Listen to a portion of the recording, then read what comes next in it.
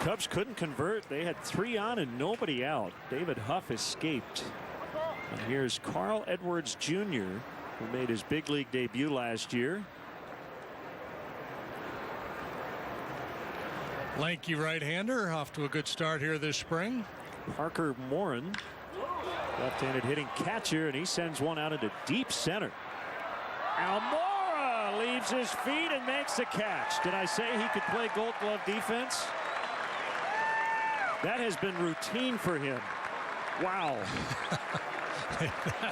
That was pretty special. We've been talking all afternoon about how difficult it is to play the outfield here in spring training, but Almora makes a circus-like play out there in deep center field.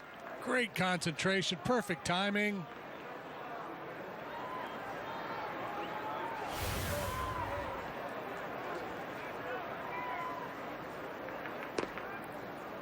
Ball 1 to Cologne.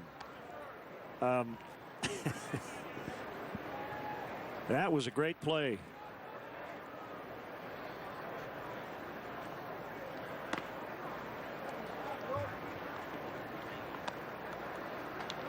Almora struggled offensively to start last year. Had a real strong finish at the plate.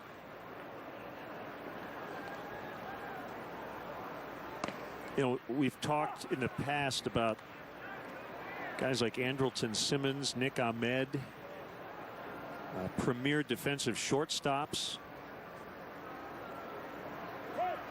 and just how good you have to be defensively to not provide much offense. I think Almora will hit at this level. But how good do you have to be defensively in center field to play every day and not provide a ton of offense? It's an interesting question, because I mean, I think he's as good as anybody you'll see out there. Yeah, well, you know, I think it comes down to, you know, whether he's going to be an everyday big league player or a part-time big league player. If there's enough offense there, then he's going to be an everyday player in the big leagues. If not, still going to be a valuable guy, an extra outfielder because of the defense.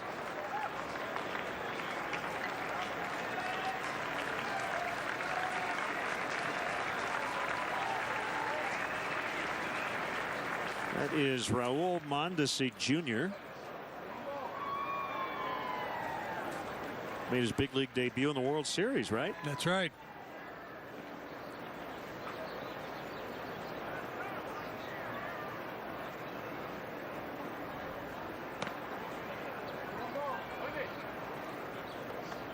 Edwards is not a real big guy, but he's got a big arm. He can get mid-90s with that fastball. Sharp overhand curveball.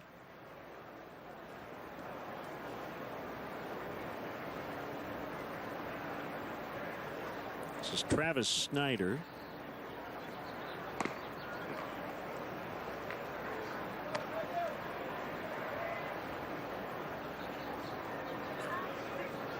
Edwards part of the Matt Garza deal with the Rangers in 2013.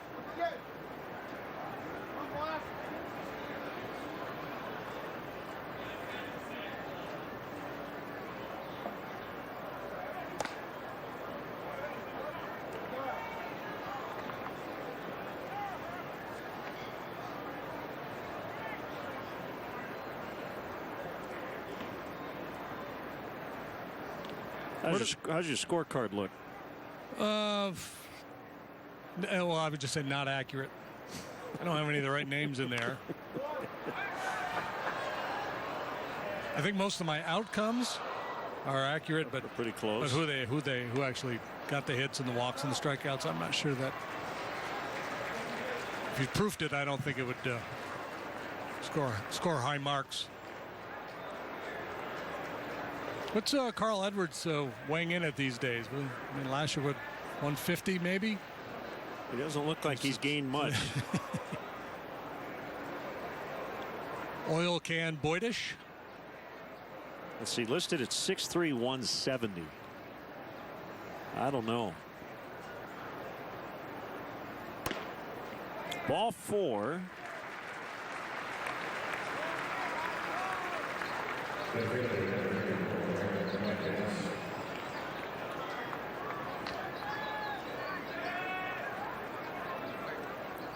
So Joe heading out. And Pedro Strope's going to come in with runners at first and second. And 1 out here in the 7th.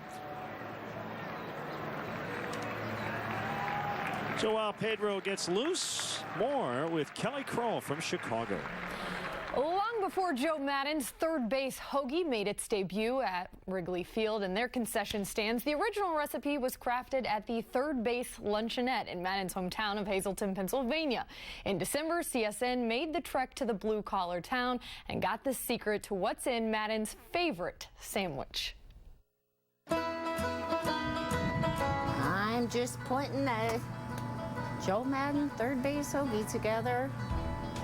This was my father-in-law and my mother-in-law, Carl and Geneva Mashinsky's original. Nothing has changed. Everything is sliced fresh every day. Tomatoes are sliced by hand.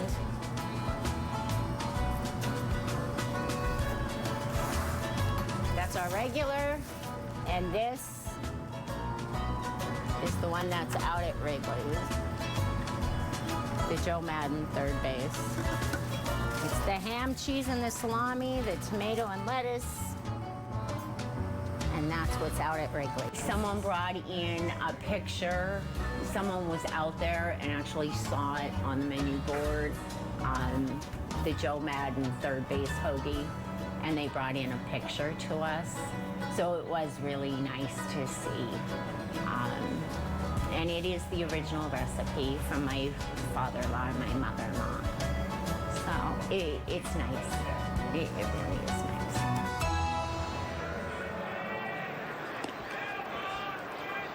Tonight, don't miss part 3 of the sad state of college hoops, as we break down another disappointing year for college basketball in Illinois and how these schools can get back on track. The sad state of college hoops. Wah, wah. Tonight at 10:30 on Sportsnet Central. Narrated by Rachel Dratch. Here's Pedro Strop. He looked good on Sunday against Oakland. Another veteran guy, kind of moved along slowly in the spring. 2 on 1 out. Raymond Fuentes and a strike. Fastball at 94 from Strop.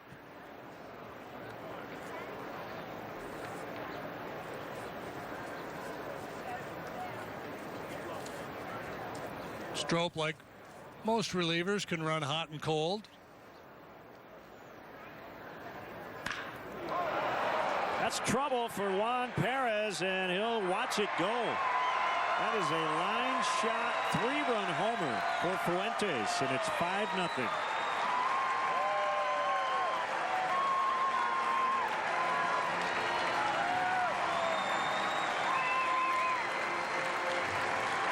Ned Yost hiding Raymond Fuentes down there in the 9-hole in his batting order. He juiced that ball. Second hit of the day, a line drive home run that got out of here in no time. Pretty stroke.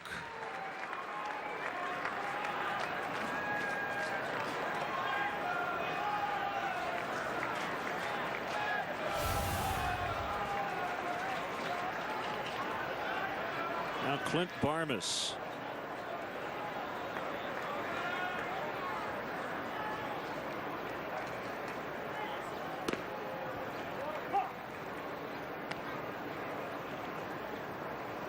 Thinking about some of the better trades made over the last few years, as Barmas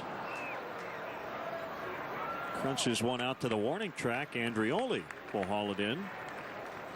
The Zach Greinke deal, Royals got Lorenzo Cain and Alcides Escobar in that particular deal. How about the Cubs getting Strop and Jake Arrieta from the Baltimore Orioles? That was the Scott Feldman, Steve Clevenger trade. That has turned out pretty well.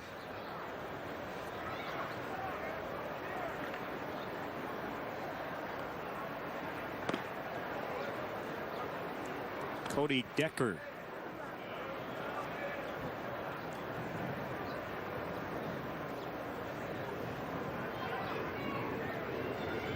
Yeah, Feldman was a real good sign. He pitched well for the Cubs, and in return, They got last year's Cy Young Award winner and a good, solid late inning reliever.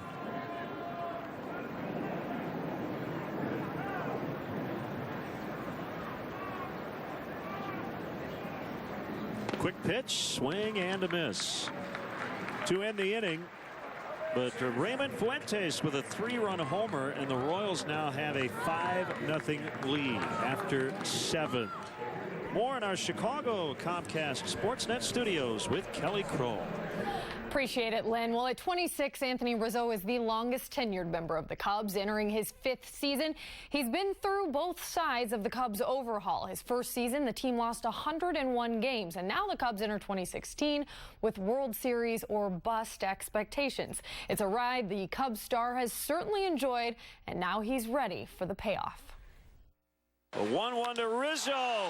Crest to right. Way back. Grand slam time. I mean, it means a lot to be here through the 100-loss season and now almost winning. We did win over 100 games last year if you include the playoffs, but it's just one of those things where I'm just really happy with where I'm at personally and where this organization is at. And I feel like this whole organization, this whole city feels like home. It really feels like home for me. From Florida, but coming up here, it's like, oh, I'm home now. So it's really nice, and there's a lot of work to be done, and we're not satisfied, but where we're at is satisfying, but we also know that there's a lot ahead of us.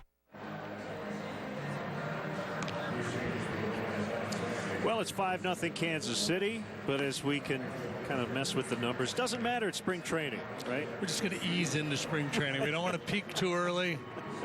It is just good to be back on the air, and the vibes are good here in camp. Just over 2 weeks to go before opening day in Anaheim. And as we mentioned, not a ton of things to determine on this roster. The number one thing is just have good health. Yeah, well, if you're in Joe Maddon's position, you come into this camp wanting two things: drama-free and health. And so far, he's had that. There's been a tweak here and there, but nothing really serious in the injury department. Everybody's getting all their work in. The guys are getting their innings. The hitters are getting their at-bats. So far, so good. Mission accomplished at this point in the spring. One of the other spring cliches you hear every year, and you hear it a lot of times from people who follow teams that aren't playing well in spring training, is we're not winning. It's, well, you can't just turn a light on. I believe absolutely you can turn a light on. Mm-hmm. I mean, these are exhibition games. These are practice games. They're not the same, and the intensity ratchets up when you start playing the game for real. This is Vossler, and it's 1-2. I want somebody to show up in some major league camp on February 15th of whatever year, next year, the year after, an everyday player, and say, I'm in horrible shape on purpose, and I'm going to spend the next 6 weeks getting in shape for opening day. Yeah, not I'm in the best shape of my life. Right. It's just not how it works anymore.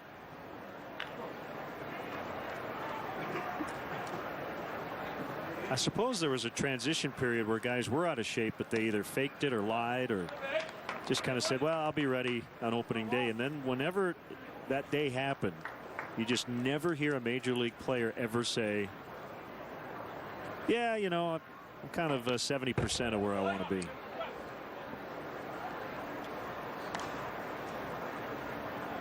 Now you take a week off.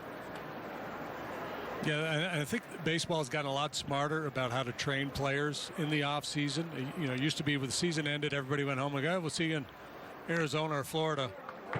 And now guys go home with programs here, conditioning programs for pitchers. When do you start your throwing program for hitters? When do you get in the cage and start to hit? And everybody, it varies from individual to individual. Some guys love to hit year round. Other guys don't pick up a bat until closer to spring training. But there's so much more emphasis now on nutrition, weight training. preparing the body for the long, grueling season. And mostly it's just knowledge. I think there was a period in time people didn't know exactly what you needed to do.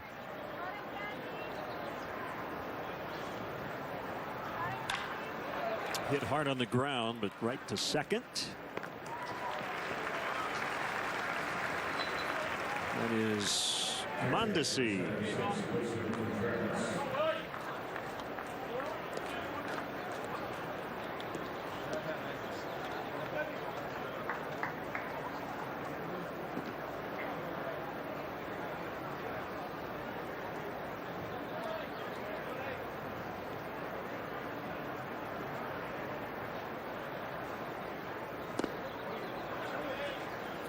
Wilson Contreras.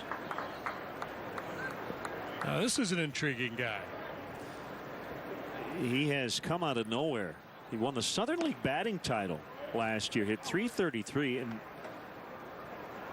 top catching prospect in the game. And he looks the part. I'll tell you, I've seen a few of his at-bats. He's got an intimidating presence out there.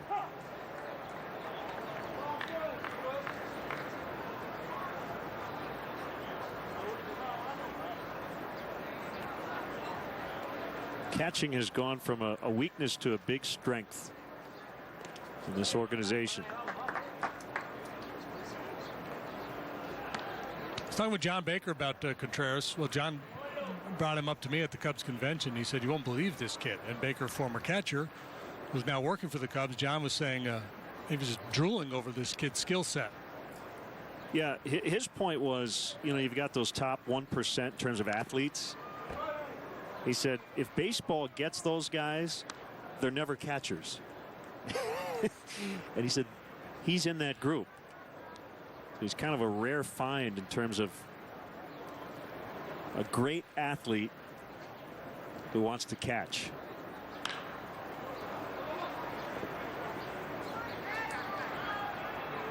Mondesi backpedaling, and he's got it.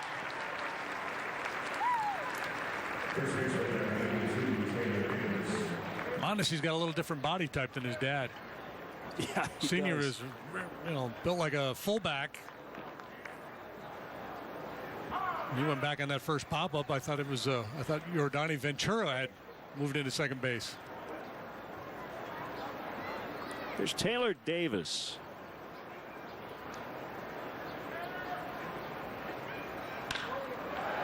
And a base hit.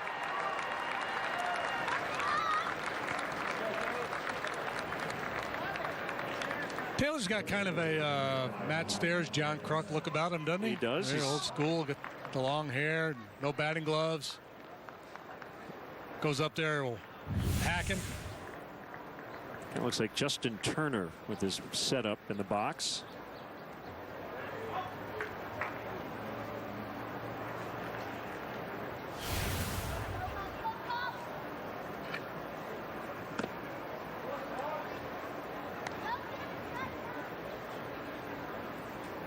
Juan Perez, an outfielder, some previous big league time.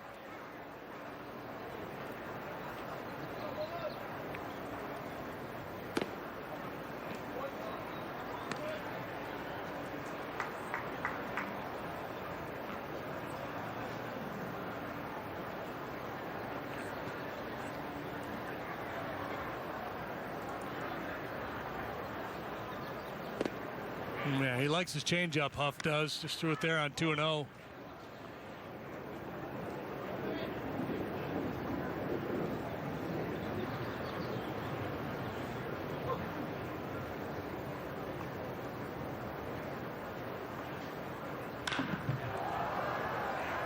Playable for Snyder.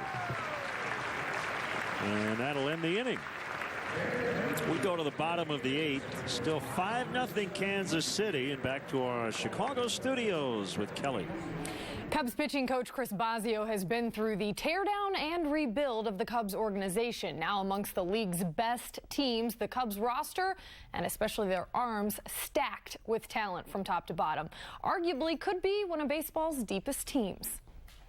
And the organization has done a tremendous job of being able to acquire depth and quality people. These are high character guys. And the organization, again, this is something now that we can, we have such communication that we can make a lot of phone calls and find out about these guys. It's one call away now. And that's the thing I really enjoy the most in this organization is the phone calls I get from Jared Porter, Theo Epstein, Jed Hoyer, Shiraz Raheem, and the list goes on and on and on. And it's fun when you're asked questions about these guys because you feel involved. But that's the kind of relationship that we have now. And again, for us to all go through what we went through last year together and just to come up a little bit short, but experience that, we know we're going to be there. We all have that mindset. But, let's take it literally one pitch at a time, one at bat at a time, one play at a time, and one day at a time.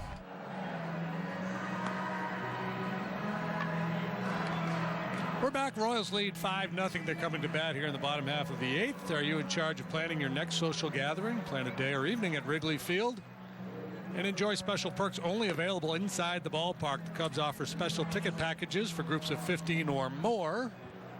Visit Cubs.com/groups.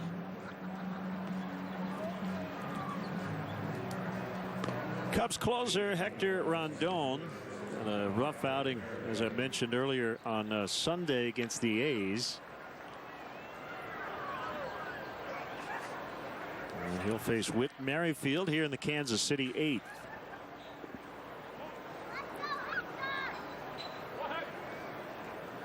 Well, Whit Merrifield's going to have to deal with some high-octane gas from Rondon. And he went around. Fastball at 95. I think mechanically Hector was just a little bit off in that outing on Sunday. And that'll get past Alcantara and into right.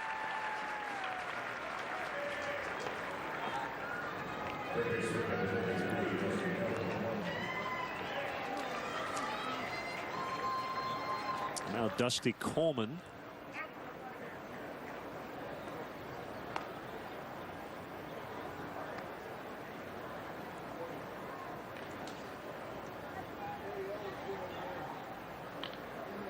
Yeah, I referenced the American League Central earlier.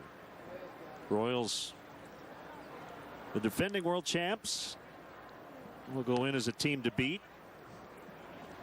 Tigers still feel like they've got another run in them. White Sox retooled. Twins and Indians think they might be able to hang around. Yeah, Twins are an intriguing team. And you look at the National League on paper, and it doesn't always play out this way. In fact, there will be a team that we all think will be good that won't, and a team we think that'll be bad that will be decent. But you look at every division, and there seems to be a pretty thick line between the haves and the have-nots. Yeah.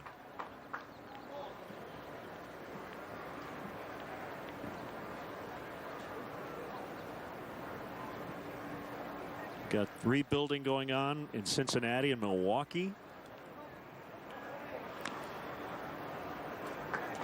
Phillies and the Braves doing the same thing over in the National League East.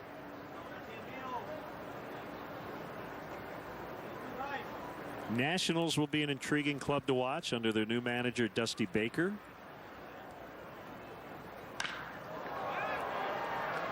This is well hit to right and gone. 2-run homer for Dusty Coleman. So both Strop and Rondon have given up home runs. 7-0.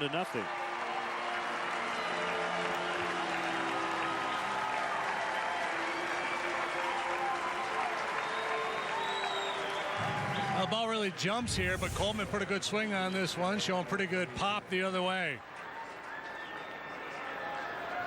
Again, time and time again, when you see the replay of the pitch after bad things happen, it's usually about location. Fastball catching a lot of home plate there.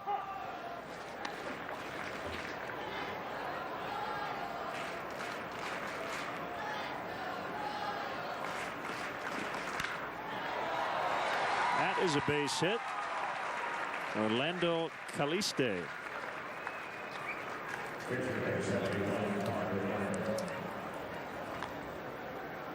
I think he's one of the queens on Game of Thrones.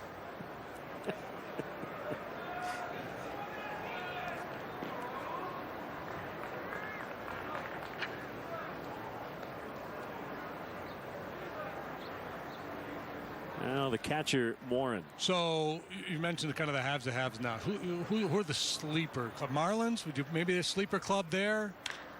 Potentially. Base hit for Morin.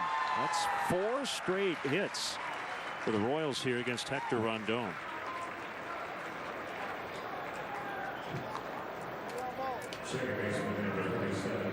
Get back on top, get that ball down in the zone a little bit. Well, do you consider the Diamondbacks yes. a second-tier club, or no? I put them as a team on the rise, a team that could surprise. So I don't know if they're necessarily a sleeper. They spent a lot of money in the offseason, but I think they've got a chance to be pretty good. Yeah, they're going to score some runs.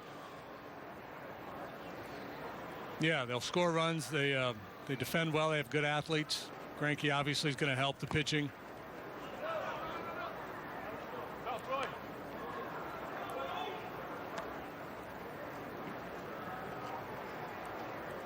I don't expect that a lot out of the Rockies or the Padres this year.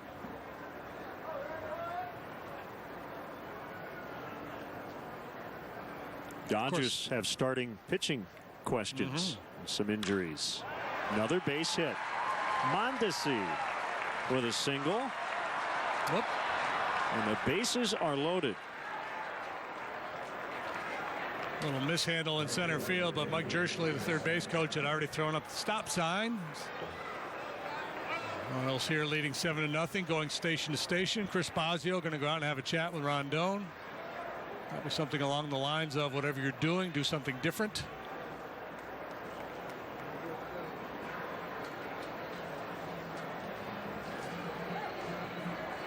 There is somebody getting loose in the Cubs bullpen, as Rondon, already with 11 pitches, still has not recorded an out, so he might hit his pitch count before he gets out of this inning. Yeah, and what you don't want Rondon to do in this situation is to kind of get out of himself, if you will, and try to overpower and strain something. It's Michael Jensen getting ready in the Cubs bullpen. Popped up by Snyder.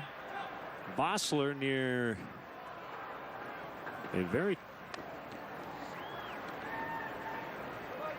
seldomly used tarp. They do have them here, they just don't use them often.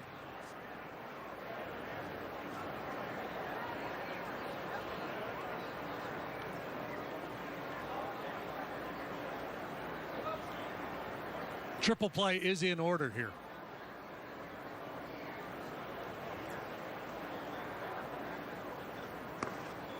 Somebody turned one in the Cactus League recently. I want to say it was the White Sox. And there was a bizarre play yesterday over in Tempe. Daniel Nava in camp with the Angels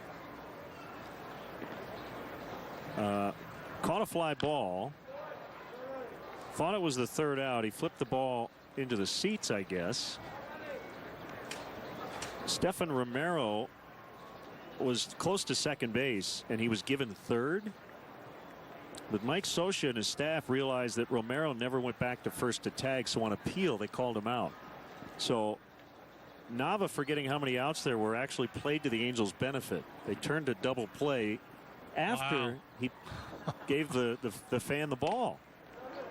Snyder strikes out. That's out number 1. I don't know if I've ever seen that type of double play. I've never seen that.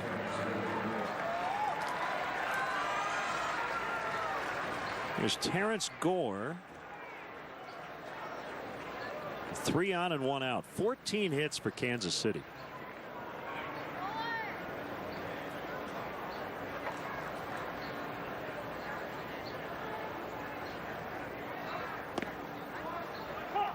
And a called strike. Got some new managers. Andy Green, 38 years old, taking over the Padres. Former Cub catcher Scott Service in Seattle.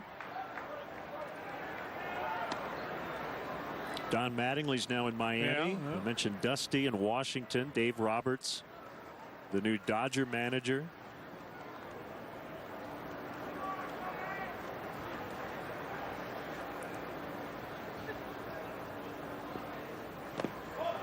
In the dirt, and he swung and missed.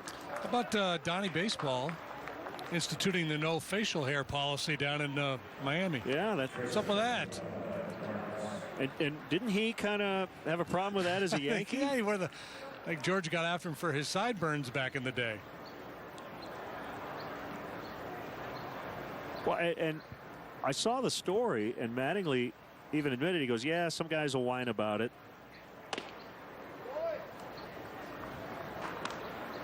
I'm kind of with Joe Madden on that stuff. If it doesn't really matter, why make it matter? Create a potential problem for yourself.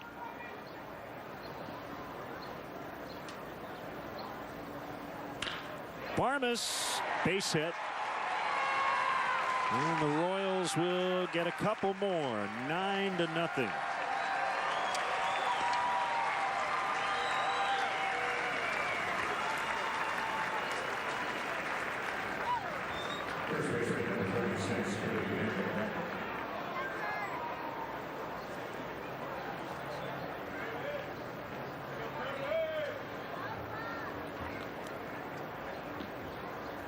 Well, whether it matters or not, it's no fun for Hector Rondon. This is the 9th batter he's faced in the inning. And that'll get in.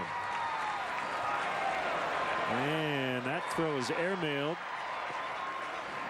And he really did not have a shot at Mondesi anyway. 10-0. You asked me earlier about my scorebook. It's officially dead. And you've given up. Hector is officially done for the day, and Joe's going to make a change here and let Hector go throw a little ice on that arm and get his running in.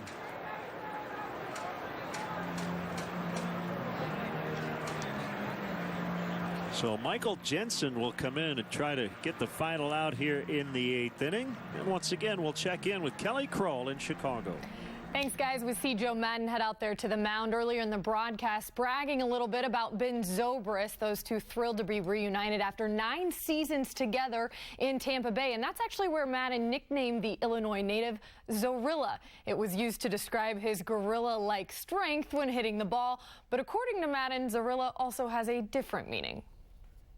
Zobrist, and like he was hitting like a gorilla. You know, he's just hitting the ball hard and far. So I went with Zorilla. That's all that was. That's it. That's no more complicated than that. Sometimes I put my foot in my mouth unknowingly, but Zorilla is a combination of Zobrist and gorilla. It's fun that it's kind of caught on, but you know what a Zorilla really is? It's actually an African skunk, and it has one of the most powerful stinks in the entire world. So yeah, I mean, I don't know if there's correlation there, but the guys maybe will find out during the year over the course of time. Yeah, you've gotten to know me now. I mean, I just say stuff, you know, and I don't really know that there's that kind of an attachment to it. I remember the T-shirt came out. I thought it was kind of cool. I mean, Ben, see, the thing about Ben is like this, you know, really quiet, unassuming, very religious man, but when he wants to put it out there, he can. He'll do some goofy stuff. He's not afraid to let it go. His wife's a song actress, artist, whatever. And so Zorilla, Zoe's not afraid to get out there and mess around a little bit too. So he will surprise you on different occasions this year by loosening up and just doing something very unexpected. I might have some fun. You know, my walk-up song is my wife's music, so a lot of people might wonder, well, why is it he's coming to the plate to a woman singing, you know? And because a lot of guys don't come to the plate to that, and it's because it's my wife's songs.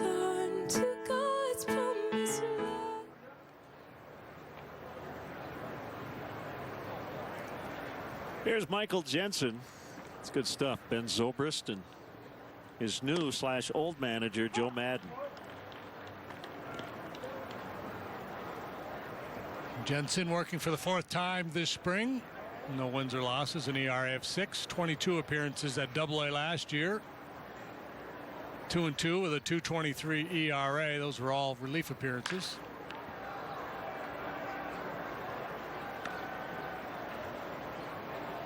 '26th round pick of the Cubs in the 2011 draft.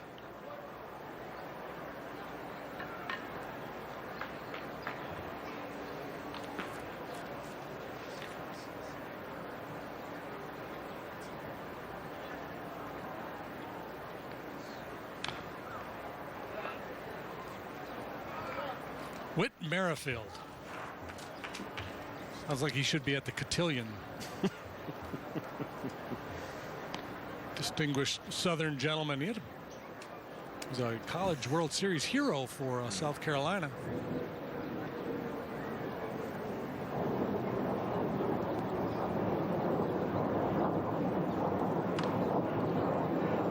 And he went. Yeah, spring training. He appealed to first. And 99 times out of 100. It's a swing. We go to the ninth. 10-0 Royals. Kelly? Well, guys, it's safe to say there's no manager in the game that has a style quite like Joe Madden. From zoo animals to DJs to his laid-back approach, players appreciate the skipper's ability to read them, and his style has certainly made Chicago quite a destination. I think this year is going to be a lot different in a way of Joe knows everyone now. Year one's over. Year two, you know, he got to go in the offseason as well and relax and really dissect what happened as well. And now it's just going to be business and in a fun way. Joe is so good at reading our team, reading if we're tired, reading if we need to pick me up, and that's all those things last year were kind of signs of that. Okay, it's late in the year, let's bring in the zoo. We kind of ragged him about that because we wanted the zoo, but the magician. Okay, we just got swept by our division rivals. It was a tough series. We have a magician in New York. Just things like that, where he knows how to pick us up in the easiest of ways. Yeah, Joe's got a knack of really knowing his personnel and knowing how to get the players to get the most out of them, and I think he has a feel for that. And I think he really does a good job letting the players be relaxed, letting them be themselves, and let them play the game to enjoy it. And he really just seems to know what to do in situations. He keeps it fun, keeps it light, and it's a great trait to have, especially you know, in this city with the pressure that we have on us at players at times. And he's always been great at that, at taking some of that on himself and allowing us to just go out and play our game and have fun at the end of the day. So, you know, he's about winning. He's about you know, getting down to business, but he loves to have fun too, and that's an important part of what he does for the team.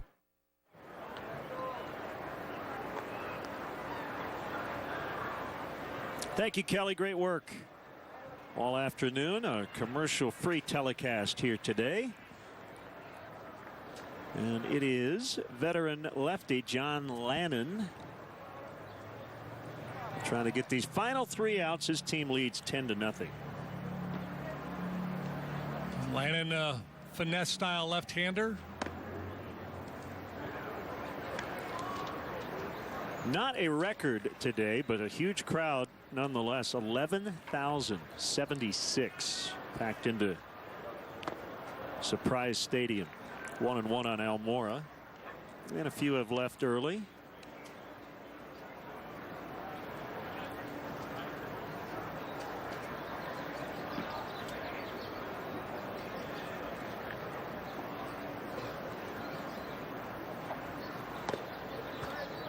Now 2 balls and a strike. If you're a glasses half full kind of person, you would say, well, with a blowout game, at least it'll come into the traffic a little bit. You're always looking on the bright side. Almora with a highlight reel defensive play. Yeah, well, not a lot of things have happened for the Cubs today, but this was a spectacular play by Almora out there in center field.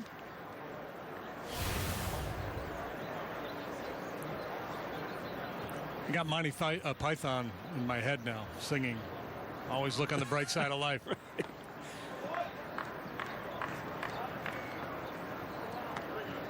Yeah.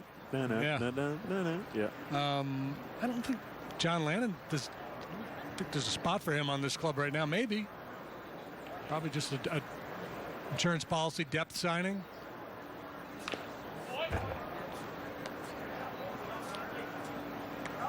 There is some uncertainty at the back end of the rotation for the Royals, so you could see why a veteran guy would be intrigued about coming into this camp, trying to pitch his way onto a ball club. Yeah, they've got Chen-Ming Wong in camp as well.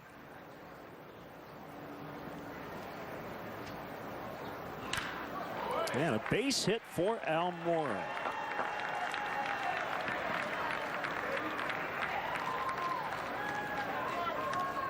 Leadoff single, and now we'll see Jeimer Candelario, who's also opened some eyes this spring. Switch hitting third baseman.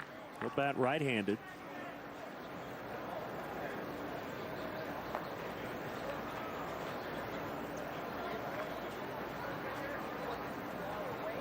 Got to know him a little bit on the Cubs caravan in January.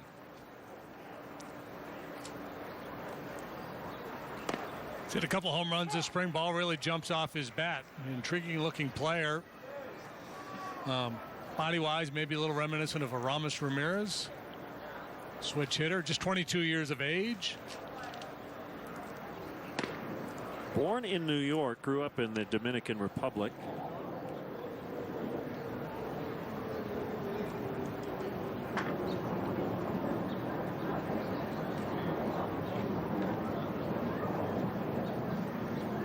The Cubs feel good about a few of their up-and-coming pitching prospects, but the depth in the system is definitely position player-wise, and there's a lot of it. Even with guys like Russell and Bryant and Schwarber already here in the big leagues. Travis Snyder will make the play. Yeah, so now the challenge going forward, right, is to identify those pieces that you really want to make sure you hang on to, because at some point, due to roster restrictions, right, 40-man roster restrictions, as these guys move through the system and acquire, service time, you're going to either have to protect them or expose them to being taken in a Rule 5 draft or waivers.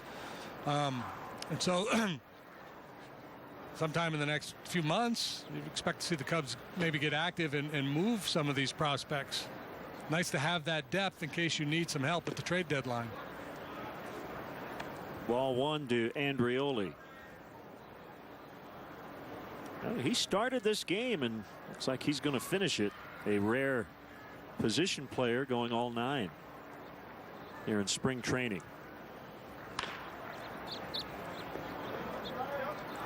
Cubs and White Sox will be here on CSN on Friday. That'll be a White Sox telecast. Congrats to Jason Benetti, who has joined the White Sox broadcast team. He'll work that game with Steve Stone. JD and I will be back here on CSN from Surprise next Wednesday. And former Cub Ryan Dempster will do a few innings with us as well. We'll be on WGN this weekend on Sunday as the Royals come to Mesa. And again, 9 TV games in all from today until the end of camp. In Vegas. Got a tough job. Finish up spring training in Las Vegas. And then we don't do the exhibition game in Anaheim, correct? No, we can do a practice game if you'd like. We can go to Disneyland.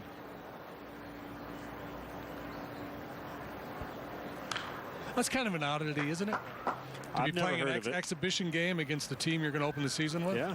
The day before? I would imagine the major league guys will get one at bat at most that day, and you'll see a lot of minor leaguers in that one.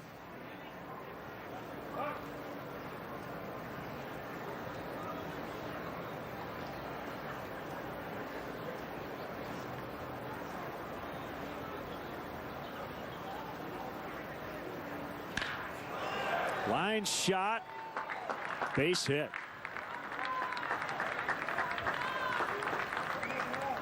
Comeback is on.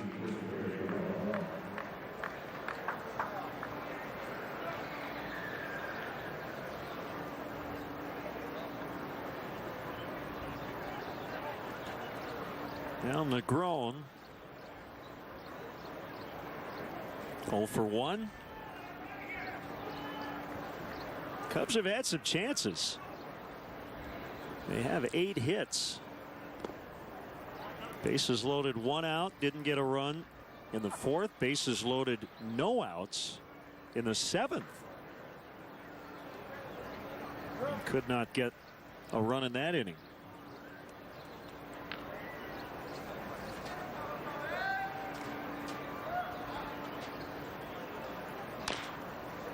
Top to third. And 2 down.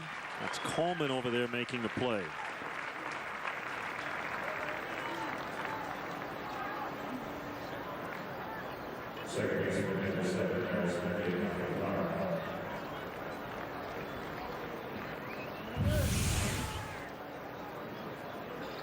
Beats it into the ground. Coleman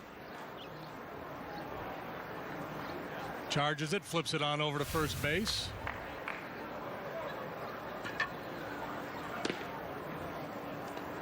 Now, if Whit Merrifield is a cotillion name, Dusty Coleman is right where he belongs on a baseball field.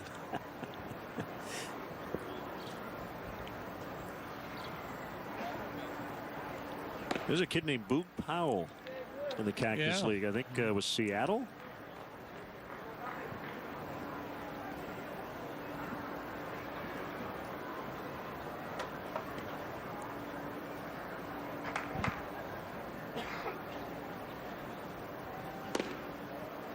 Alcantara actually made the Cubs opening day roster last year. Wasn't there very long and had a tough year at the plate.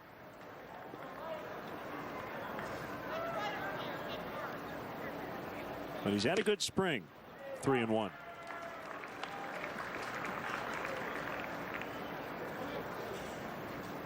He can hit a fastball. That is not the issue. Really has struggled with changeups.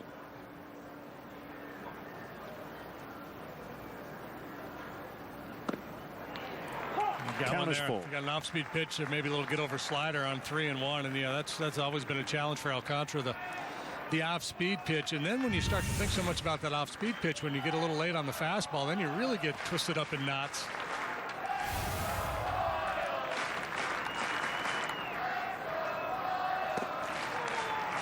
Ball 4, and they're loaded.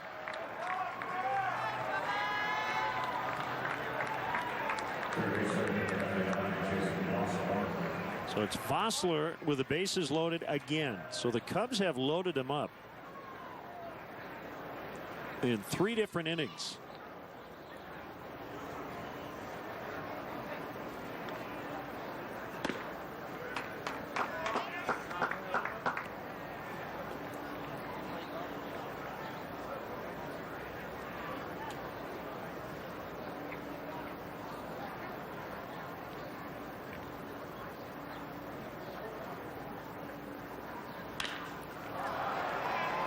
Popped him up. This should do it.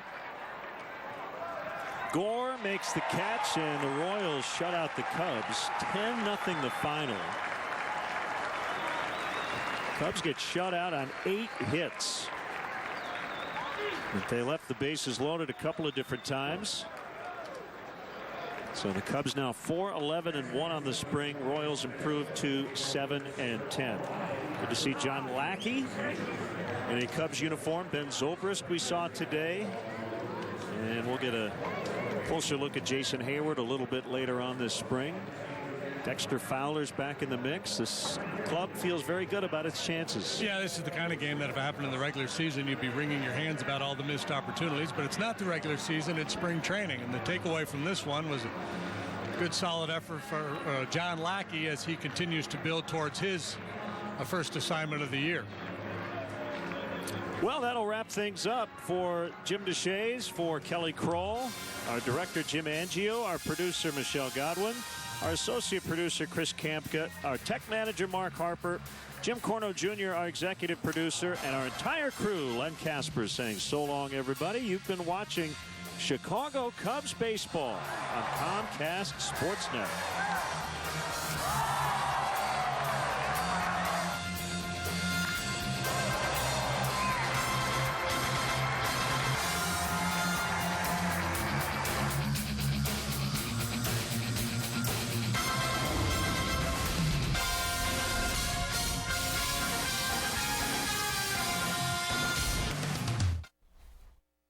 Yesterday, Adam LaRoche abruptly walked away from baseball. Today, we found out why. Kenny Williams told him his son couldn't be in the Sox clubhouse all the time. So LaRoche decided to turn down $13 million and go home. So who's right in this dispute? Bulls carry the momentum from Bluto's inspirational speech as their road trip continues in the nation's capital. Well, Derrick Rose play tonight against John Wall and the Wizards as they look to stay in the top 8. Meanwhile, Blackhawks look to stop their 3-game slide when the Flyers skate into town. Joel Quenneville shakes up the lines. Will that be the spark they need to get the Blackhawks going?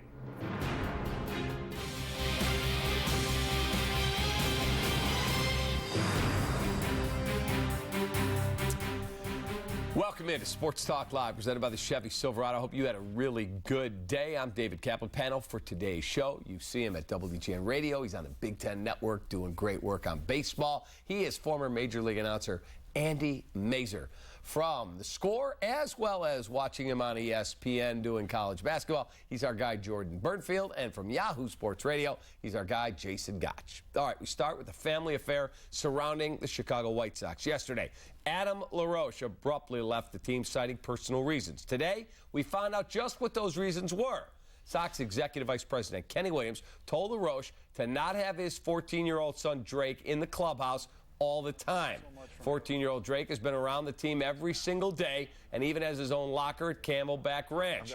Here's Kenny Williams from today on the situation. I asked him initially, just dial it back. Even 50% is probably too much, but there's a wide range between 0 and 50%. So, I was a little surprised at the stance that he took. It's unfortunate, but talk about a quality decision, quality life decision, a family decision. When he talks about being there for his family and family first, he put it front and center. So I respect and admire that. All right, let's discuss quickly with the panel. Then we'll go to Arizona, talk to Dan Hayes. I'll start with you, Jason.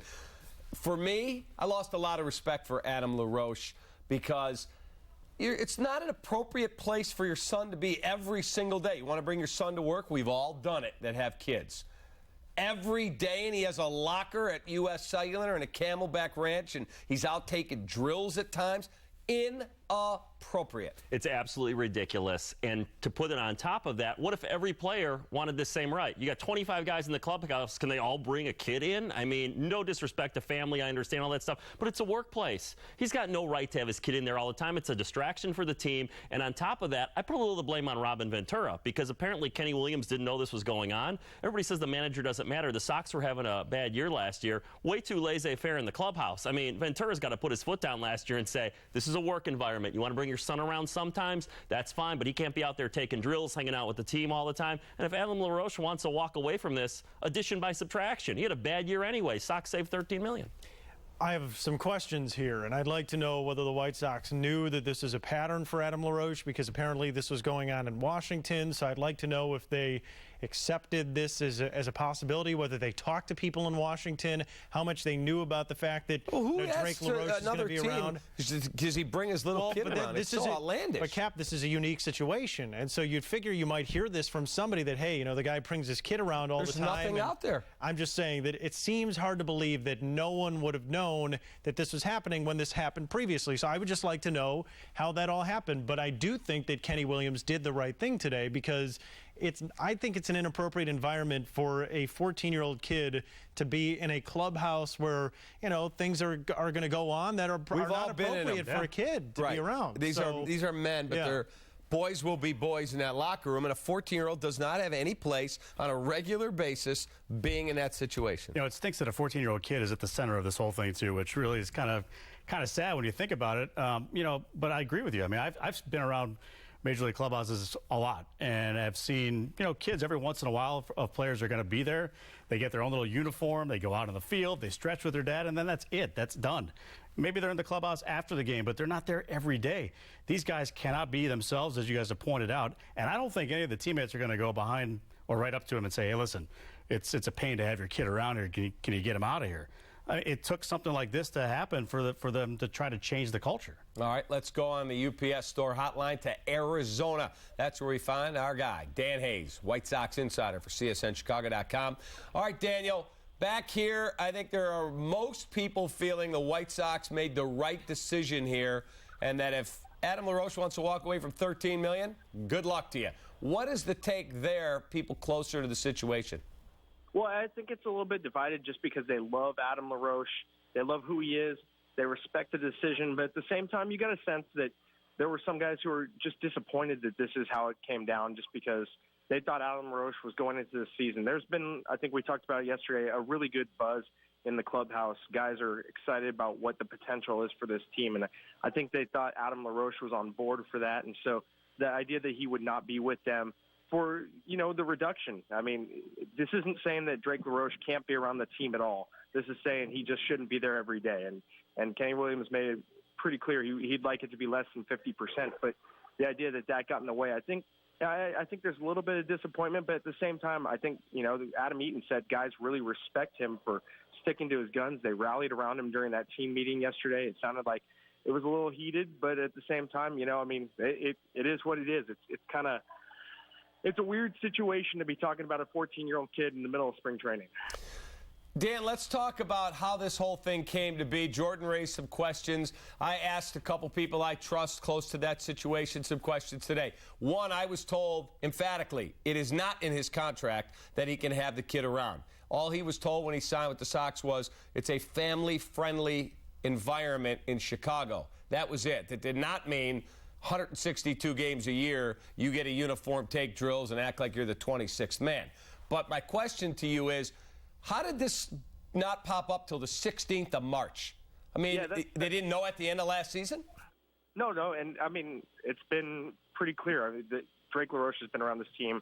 I wouldn't say it's 100% of the time, but he was there on a lot of road trips last year. I mean, it's not like they were hiding his presence. He got a stall even on the road. So this is something that was going on. The team knew about it. He did it in Washington. It's been well documented. I know the Tribune ran a story about it early last year. I know the Washington Post has written about it. So it's not like this is a secret.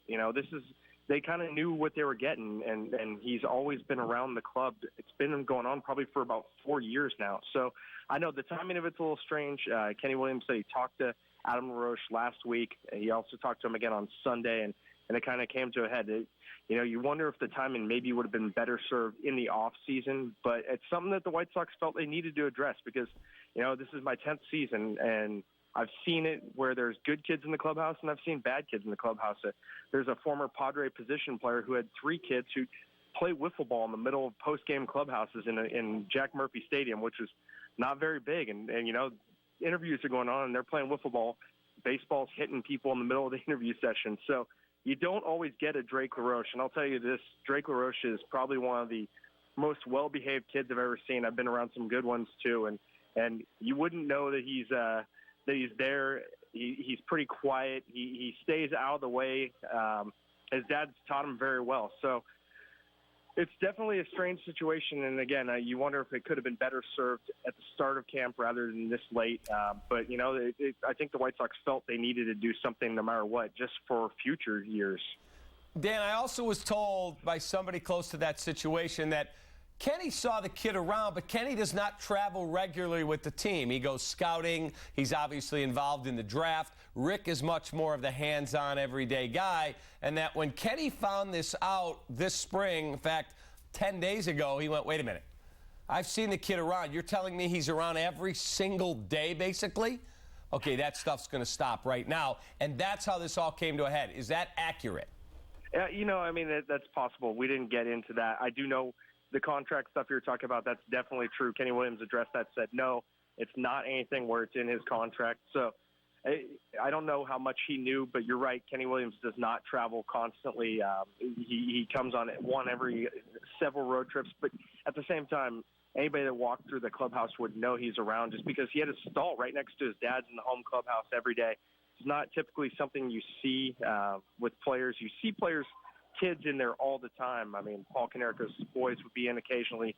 Adam Dunn's kids were in occasionally. But I don't know that you would see a second stall in the home clubhouse for a group of kids or a single kid. So, it's not like it was hidden, but at the same time, I can understand, Kenny Williams is only around probably maybe 100 games if you count the 80 home games or so, maybe 110. All right, before we let you go, here's my last one for you. Do you believe that there were players in that clubhouse that went, nice kid, but thank God that thing's over with. I'm tired of having to watch what I say, how I act, how I dress, because we've all been in the locker rooms. There are guys walking out from the shower, and they may not be comfortable with a teammate's 14-year-old son there every single moment, whether it's bus, hotel, plane, locker room, field. I mean, it borders to me on absurd. Do you think there are players that are excited and glad that this thing's been taken care of? Well, I wouldn't rule it out just because there are so many new guys and there's so many veteran guys. And I think one thing the White Sox have been trying to do is change this clubhouse culture a lot this spring. They want to get a professional tone. You've seen it in the way they've handled themselves on the field in drills. And it's potential to rub people the wrong way. I mean, it is definitely not a common sight in a clubhouse. Like we said, you see kids all the time. You don't see them necessarily every day. And there's no telling what some of the new guys kind of thought. I can say that a lot of the guys that have been around probably are feeling pretty sad. I mean, Drake LaRoche made a lot of friends, and he's just a good kid and didn't really distract in that clubhouse. So I don't know how much dissension there'd be amongst the former players, but maybe some of the new guys, that was the case, and this was something that needed to be addressed. Appreciate the knowledge, Daniel. All right, thanks a lot, Cap. Thanks, see ya. There's Dan Hayes on our UPS store hotline from Arizona. I guarantee you, and I have 4 boys. I have my son and 3 stepsons, and I've taken some of them to work occasionally. Brett loves to come down here occasionally on a Saturday night when we got a Cubs game. If he was in here every flipping day, I would expect someone in the newsroom to go, dude, it's a work environment. Inappropriate. And I am stunned that Adam LaRoche, who's a good dude, can't see the difference. Yeah, I mean, it's a unique circumstance, and I think that, there's I don't know of any job, I can't think of a job where it would be appropriate to always have your kid in the office. I mean, it'd be one thing if it's a single parent and they've got to take care of the kid and work, and it's an infant or something like that. I mean, there's certain circumstances where I guess it might be appropriate to have your child around, but this I don't think is one of them. And I remember seeing a story about this last year about how Drake was sort of the 26th man on the team on television, and I saw I know that there's been stuff written about it. It just makes you wonder whether the Sox should have known more about it. But that being said, I do think they did the right thing here. I want to be clear on that because, it just seems like an odd thing, especially too when he's doing drills with the team. He's running first to third. I mean, I know it's not taking that much away from maybe one rep here or there. It's just the whole specter of it. It's just weird. It's not appropriate to have happen. It's insane when you think about this. We're talking about Robin Ventura. They want to make the clubhouse more professional. He's in his 5th season and he's not running a professional clubhouse. And I guarantee you, it was new guys coming in. I don't think it was the old guys that were there. It was probably new guys coming in. That's why it took so long in spring training. There were probably some guys who said, "What the heck's going on? Is this guy on the team? Do we bring Adam LaRoche, bring Andy LaRoche, his brother, in to play or something like that?" I mean, because it's Andy's looking young these days. Yeah, it's so ridiculous that they would, like you said, Cap, family friendly. You bring your son to work once in a while. Your relative's sick. You go help them. Maybe his dad gets sick or his kid gets sick. They give him the day off. Not they give him a stall like he's a member of the team. And some of the other guys probably have kids too, and they'd like to bring him in. They're like, "Why does this kid get a stall? Where's my kid? Where's his stall? What's going on here?" And I think it's just this is like no Rookie sense. of the Year, isn't it? This is like Henry Rowan Gardner's in the clubhouse. Crazy. Yeah, I get the premise. I mean, it's a good premise. I mean, the father wants to spend time with the kid, but he signed up to be a baseball player how many years ago? And he's making $13 million. Yeah. Where, buy the first row ticket. You're around a kid every day. Just don't keep him in the club. Not only is it affecting, the guys in that clubhouse, but think about the clubhouse manager. Think about the traveling secretary. These are the guys that are behind the scenes, but they're having to do extra work because this kid's always around. Crazy. All right, here's today's Jimmy John's freaky fast poll question. I would rather have A, my child with me every day at work, B, $13 million. The vote. Go to CSNChicago.com. We'll have updated results throughout the show. I want to know who's going to vote for the child every day. Sign me up for the cash. I'll take care of the family. Order Jimmy John's sandwich delivery today. Yummy good, freaky fast. Go to jimmyjohns.com. Bulls are in D.C. tonight. Will Derrick Rose's adductor be healthy enough to play with the Wizards as they continue their quest to just make the playoffs?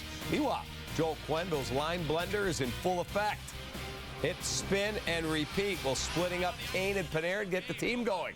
And is Scott Darling just getting a start, or is this an audition?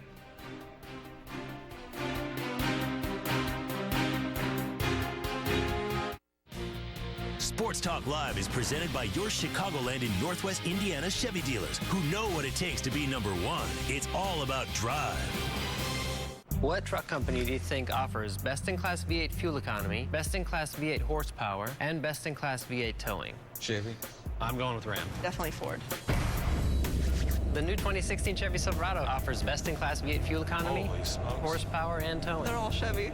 It's Truck Month. Get a total value of $7,500 on this Silverado All-Star with a 5.3-liter V8. Plus, find your tag and get $1,000 cash allowance on select Silverado models in stock. Find new roads at your local Chevy dealer. This is how I dress to get a mortgage.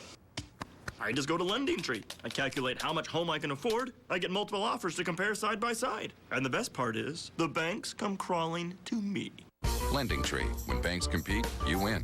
You could win sweet tickets to a game and Jeremy Roenick autographed jerseys for you and 3 friends. Register for your Power Play number at csnchicago.com/Coors Light Power Play. And watch for the winning number announcement during the 3rd period of Friday's game versus Winnipeg. The legends of tennis are coming to Chicago with the Power Share Series. Andre Agassi, John McEnroe, Jim Courier, and James Blake compete in a unique one-night tournament April 8th at UIC Pavilion. Timeless tennis mastery on full display with a twist. On the Power Share Series, with the help of modern technology, these legends call their own lines. For tickets and VIP experiences, go to PowerShareSeries.com and be part of the excitement April 8th at UIC Pavilion. Timeout! At Arlington Acura, take a timeout for savings during March Mega Motor Madness. Get in on the mayhem with 0% APR for 60 months on all brand new 2016 Acura models. And save big on the final few remaining 2015. Bob Rohrman. Bob Rohrman's Arlington Acura in Palatine, just west of Route 53 on Dundee Road. This Friday, don't miss commercial-free White Sox baseball on CSN Chicago. Take a spin in Adam Eaton's Corvette. It kind of gets you in the heart. The car just wants more. It always wants to go fast. It always wants to push it. It's kind of like me in a sense. Go behind the plate with Deanna Navarro. I hope this thing is shot-approved. Hear first base coach Daryl Boston mic'd up. Watch the line drive. Don't get doubled up on line drive. Run it with your head up. Don't run Frazier off. White Sox versus Cubs. Commercial-free. Friday at 3. Sponsored by Canals Auto Park. Hey, do you think you could beat me? I mean, in our bracket challenge. Fill out your bracket. Challenge me for a chance to win ridiculous prizes. You could take home one of 50 CSN prize packs, including a gift card to Papa John's, or hit the ultimate jackpot. Walk away with $1 million. Visit csnchicago.com/bracket challenge and take the challenge today. Derrick Rose says he's in. How nice of him. He will play tonight against the Washington Wizards as the Bulls try to hang on to that final playoff spot and see if they can garner some momentum. Andrew, Derrick has been in and out of the lineup. It's just you can't ever count on when he's going to play, but he has played better this year. Yeah, he's played better, but this has become a comedy. I mean, it's like tuning in. Will he play or won't he play? I mean, at this point, who cares? I mean, they're in the 8th spot right now, but who knows? This guy, he's so infuriating and so maddening to so many people because, you expect a lot out of this guy who's a first-round draft pick, a top pick, a kid from Chicago, and he puts us through this. I mean, obviously we're not in his body to know, but yeah, it happens all the time. If you're a Bulls fan, though, their only chance to do a little bit in the playoffs if they make it is if the team's healthy. For the most part, obviously Noah's out, but you got to hope that Rose is healthy in the playoffs and can play because as maddening as he is, he makes your team better. I mean, I don't even think that the playoff thing is, I mean, I feel like it's an old storyline, right? I mean, at this point, they're going to be an 8 seed, they're going to be a 7 seed, they're going to lose. And, I mean, if he plays, obviously you have a better chance. But, if maybe you don't maybe see advance them taking around. out Golden State in the final. I do not. So think about the dinner, maybe. But they could take out Toronto. I mean, they always beat Toronto, and Toronto might be the 2 seed. So if they play Cleveland, they get destroyed. But any of the other teams in the East, I guess it's just. I mean, he was playing better, and listen, I mean, the adductor, it is what it is. But it's just, I'm so tired. 2 games out of 7th, there, boys. Yeah, I listen. They can make a run. They have beaten Toronto 9 times in a row. But be honest here. Forget the whole Derrick Rose nonsense. Look at that list of teams. Other than Cleveland, and I'm not all that about Cleveland. I mean, they had their moments.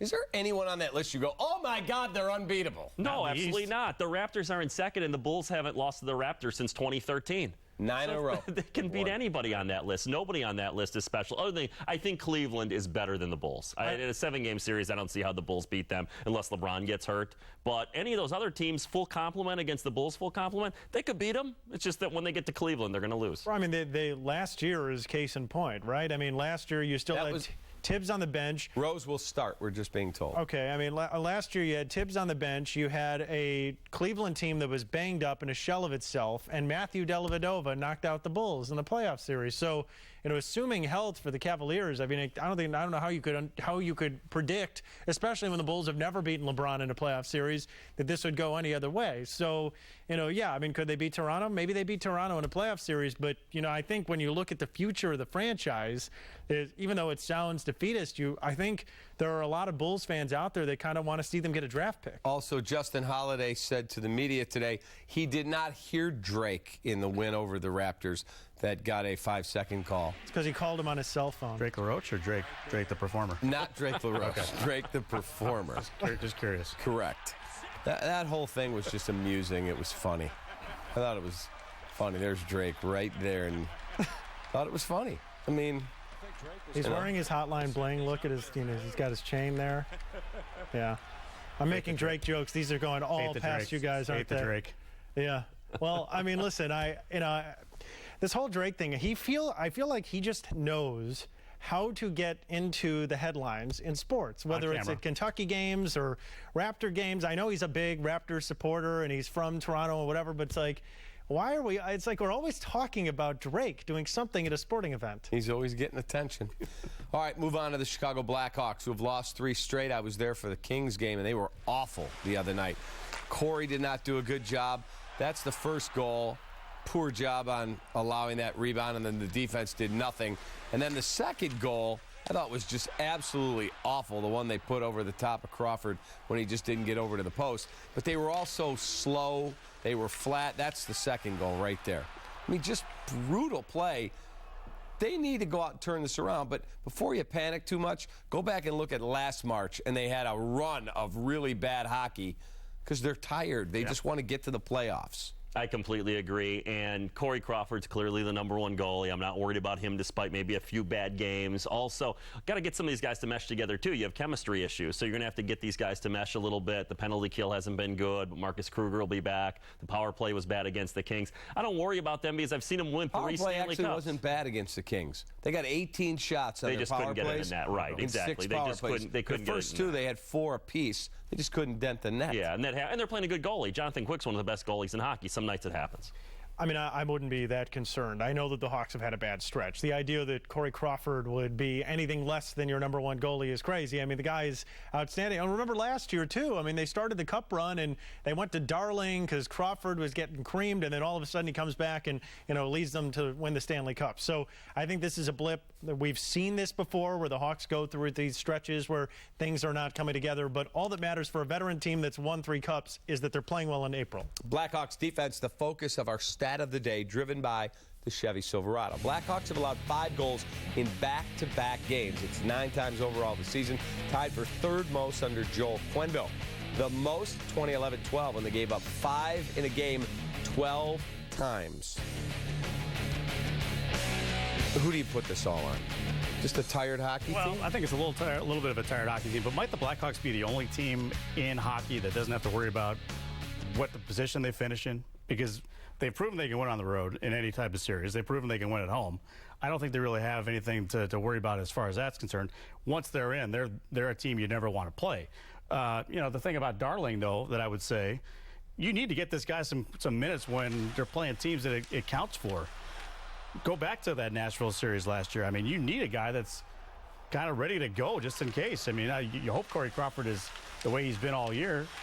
Defensively, I don't know if it's a combination kind of a thing at this point, or guys have logged a lot of minutes in the last few years, but it's certainly alarming. I don't think it's concerning. I think it's alarming. 0-2-1, but the loss to the Blues last week on rivalry night, they played well. They lost in a shootout. Yeah, on the road, too. I mean, it's a road game against the Blues are a good team. In the playoffs, the Hawks have the Blues number, but in the regular season, I mean, the Blues lead the division with the Stars. So, and I agree, get Darling some work. And also, Quenneville was a genius last year putting Darling in, I think, to motivate Crawford. Yep. So maybe you see Darling play tonight. Maybe you see him play a little bit more. Crawford gets ticked off, and we get the old Corey Crawford. But it's hard to be concerned because it's almost like the Jordan Bulls. You don't care where they finish in the standings. You just want them to be healthy for the playoffs. Just be healthy, be ready to go, and get in the playoffs. That's it. All right, let's move to the Chicago Bears. What is next for our guy Ryan Pace? Are they pretty much done until they get into the draft, or does he have another rabbit up his sleeve, Jordan? You know, I think that there will probably be another move before they get to the draft, but it's going to be interesting to see what they do because I think that affects how they draft in the first round. And, you know, I saw a couple nights ago that, you know, Daniel Jeremiah from NFL.com comes out with his new mock draft, and it's got Carson Wentz going 11 to the Bears. He'll never be there. Right. I would think that he won't, but the point is, like, there are a lot of different things that they're going to have to consider, not only for this year, but going forward, right? And so, you know, they've made a lot of short-term deals, which I happen to like. I've liked their strategy because they haven't committed a ton of money to any one player, and they're signing young players, too. I mean, they're not going out and signing these 33-year-old veterans, Phil Emery, but they're signing instead, you know, guys who are 25, 26. So I like the direction that they're taking, but at some point, you know, they're going to have to figure out 3-4 years down the road, is Jay Cutler going to be your quarterback when he's 36 years old? I believe they've got to find a running back. I do. I don't think Jeremy Langford's an every down, haul the mail and be your bell cow running back. I think he's a nice player, but he's a fourth-round pick for a reason. I thought he was okay. He was good. Yeah. Not great. Small sample let size. Matt Forte go. I would love to see Ezekiel Elliott in a Bears uniform. It's just so hard to spend a #1 draft pick on a running back in the NFL because so many guys that are star running backs, except for the Adrian Petersons, you know, most of these guys are drafted in lower rounds. We do have breaking news. According to ESPN, the Bears have just, as we're talking about them, traded Martellus Bennett to the New England Patriots for draft pick compensation, league sources tell ESPN. We don't know yet what level draft pick it is. I'm going to guess a 5th, something like that. One that's protected, that was protected by the not cheating. Correct. For the Patriots. And this is another example of Ryan Pace putting his stamp on this team going, the clown show's over, guys. Yeah. We're getting him out of here. I will say this, though. I mean, it's clear that Martellus did not mesh with John Fox and management. I mean, we know that that's true. However, I mean, they just lost their best tight end by far. I mean, they're not going to have a better tight end this coming season. It makes you wonder whether, you know, for 1 year, that's all he had left on his contract, right? 1 year, if they could have just made it work from, you know, some kind of professional standpoint, because I mean, listen, I got that they were going to trade him. I'm just saying your tight end position is a lot worse right now than it would have been 10 minutes ago. The Patriots now will line up 2 tight ends when they go double tights of Rob Gronkowski and Martellus Bennett. Right. Yeah. Not bad. And Bill Belichick doesn't put up with any nonsense, so he'll obviously nip that stuff in the bud quickly. And Bennett was a very good player when he was healthy. I agree, Jordan. I'm kind of surprised they, just for this team trying to get better, if you could get him to work in the scheme a little bit and not pop off in training camp, he's a good player. What if I told you that the Bears are able to say, okay, we're going to give you Bennett and a 5 and we get a 3 back? Probably, yeah. A third round pick. Yeah, that would be good. But just to give him away, I think he's a better player than giving him away, especially considering we don't know what Kevin White's going to be. Alshon Jeffrey's going to be back. When Jeffrey was hurt last year, it looked like Martellus Bennett, when he was healthy, he was a security blanket for Cutler. We'll see. Again, tight end Martellus Bennett has been traded to the New England Patriots for draft pick compensation. It appears they could be flipping picks in that deal. League sources are telling Adam Schefter of ESPN.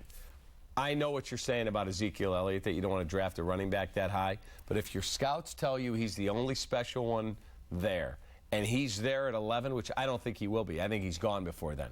But if he's there at 11 and your scouts say to you, that guy's an all-pro, you got to take him. I just think it's harder to find an impact defensive player if they can find one, let's say, on the defensive line than it is to find a running back. And we have all these guys in the NFL that are drafted 3rd, 4th, 5th round, and they're starting on, Super Bowl teams, or they're doing really well.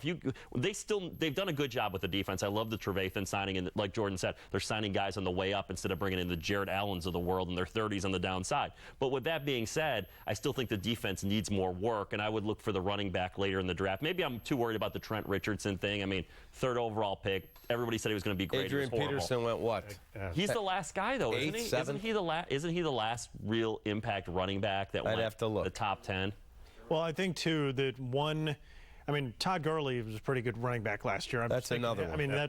But, here, what I would say, too, is that when it comes to this Bears running back situation, I think that there's a point to be made in that Matt Forte has taken more percentage of Bears offensive snaps in terms of whether they threw to him or handed him the ball than any player in the last, 7-8 years? Since he was drafted. And for Jay Cutler to succeed as a quarterback, and I know we all wanted to say he was great last year. He was solid last year. It was a lot better than the injury or the interception-prone Cutler that we saw in the past. But the point is, if you don't have a good running back, you got to have a bell cow, man. You need somebody to help Cutler. If there's no protection for him and he's throwing the ball 40 times a game, that interception number is going way back up. There's a reason that they made a big offer to C.J. Anderson. Yeah. There's a reason. Yeah. Up next, Blackhawks are mixing things up. How will it work with a hot Flyers team coming to town? Get the latest on the new lines with CSN Chicago.com's Tracy Myers next.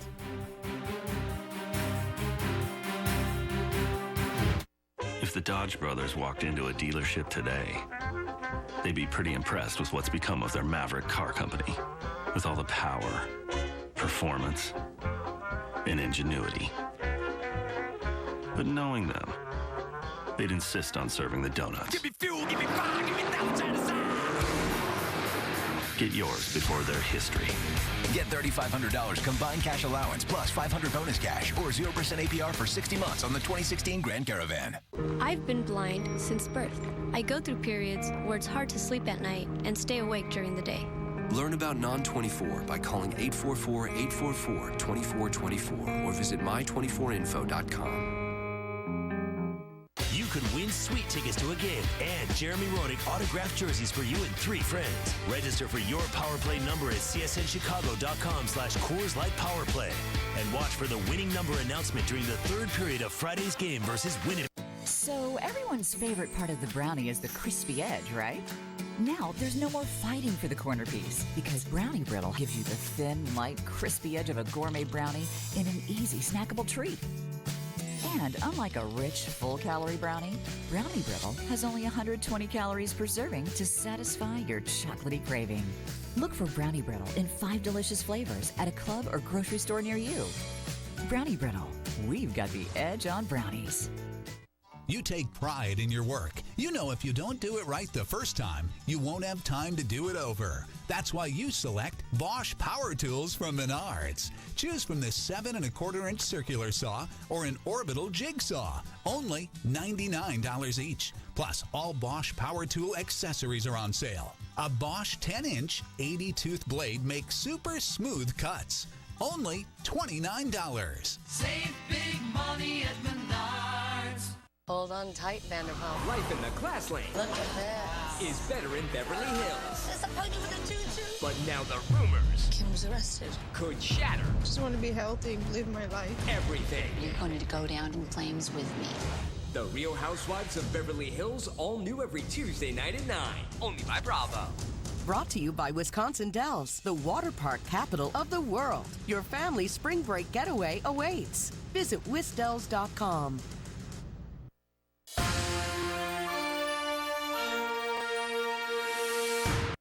Jimmy John's freaky fast poll results time. Which would you rather have, your child at work every day or $13 million?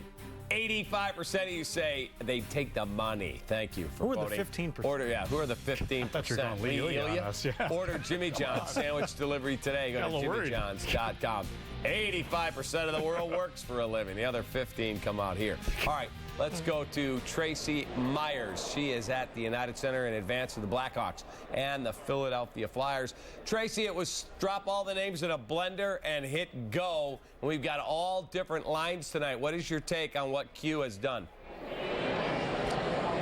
You know, I understand understand why he did it. I mean, you look at the Blackhawks the last couple of games, and certainly on defense, they're not doing so well either. But offensively, past that second line, nobody has really done anything, generated much on a consistent basis. And so even now when you got that second line going a little slow, finally hitting a lull, I figured it was going to happen at some point. Why not mix it up? So Thomas Fleischmann's been playing pretty well since he got here, gets a top-line chance with Taves and Kane. You got Hossa with Anisimov and Panarin, which isn't too bad. But you know what? You do what you got to do, and that's the thing about Q. If it doesn't work, he tries something else. Who is your favorite player of the new guys that came in here that you think can make the biggest impact? Is it Fleischmann? Is it Dale Weiss, who's a very gritty, tough, sandpapery kind of guy? Is it obviously Andrew Ladd, who came at the highest price? You know, first of all, I was very impressed with Fleischmann. As soon as he came in, really made an impact. Worked well with Teravainen. I guess that's my only surprise with some of the line change-ups is that Teravainen and Fleischmann have been so good together. I might have kept them together a little bit longer, but whatever. But as far as Ladd, I think him and Taves meshed pretty well off the top. And also you get Ladd on special teams, especially the power play, which it never hurts to get a big body in front. So especially with Ladd, the Blackhawks knew what they were getting when they got him, and I think so far he's given that. Trace, last one before we let you go. Corey Crawford gets the night off tonight. He's been magnificent most of the season. This is just giving him a breather, correct? Yeah. Coach Joe Quenneville said that he penciled this in for Scott Darling. They wanted to get Darling a game at home. And you know what? Crawford's been playing a lot. I think he needs a rest. You need this guy fresh for the playoffs, and it starts to show that he's getting a little worn out. Appreciate the knowledge. Have a great time tonight. We'll read your stuff at csnchicago.com. Thank you. Go Bonnies. There you go. St. Bonaventure playing in the NIT tonight. Tracy's alma mater. All right, let's talk about the tournament. We've seen 2 play-in games, 2 more tonight, and then everything gets going in earnest tomorrow morning. For me, it's 2 of the greatest days on the sports calendar. The best. Thursday and Friday, they should be national holidays. I mean, no, I don't think anybody works during the days anyway, Exactly. right? So, that's what I'm saying. Right. Just national holiday, and you just watch hoops. Right. How do you play hooky to go watch games all day? I think it's the best sporting event of the year. I've said this for years. I think that the NCAA tournament, nothing beats it. It's so much fun. It's so exciting. It's so much that, you know, for a sports fan, you can just sit there for an entire weekend and watch games.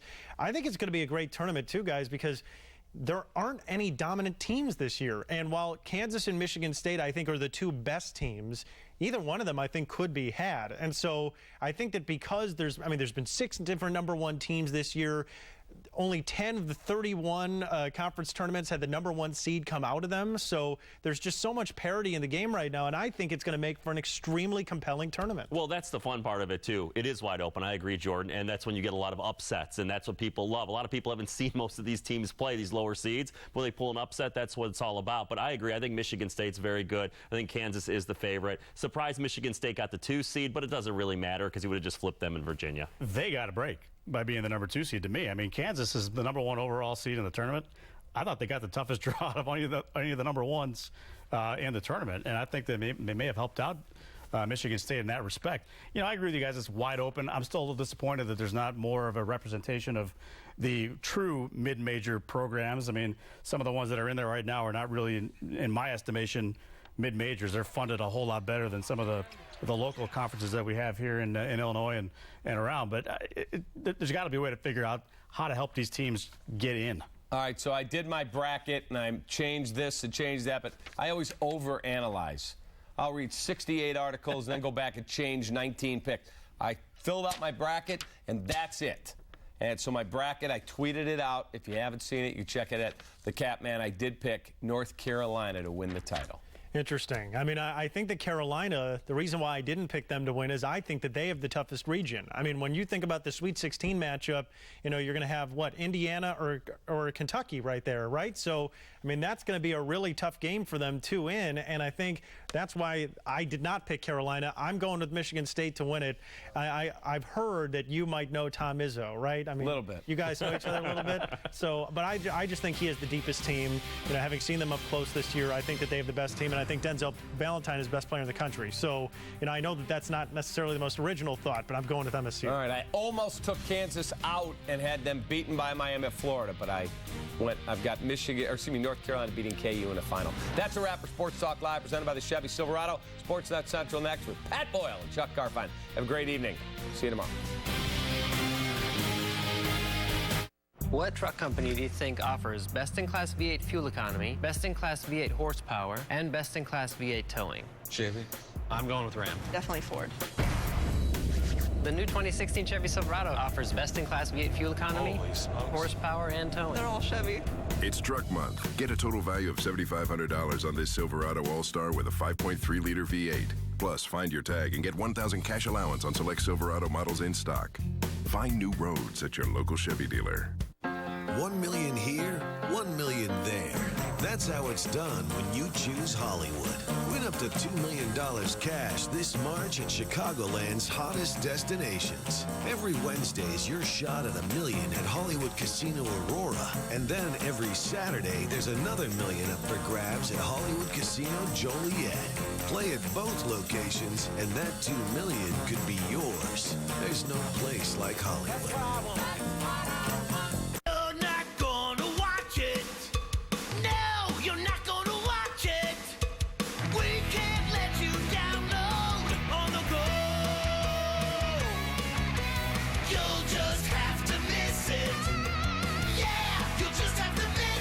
No thanks, I have X1 from Xfinity, so. Don't fall for DirecTV. Xfinity lets you download your shows from anywhere. Sign up today or get started with this great offer. Call or go online today. I used to like that song.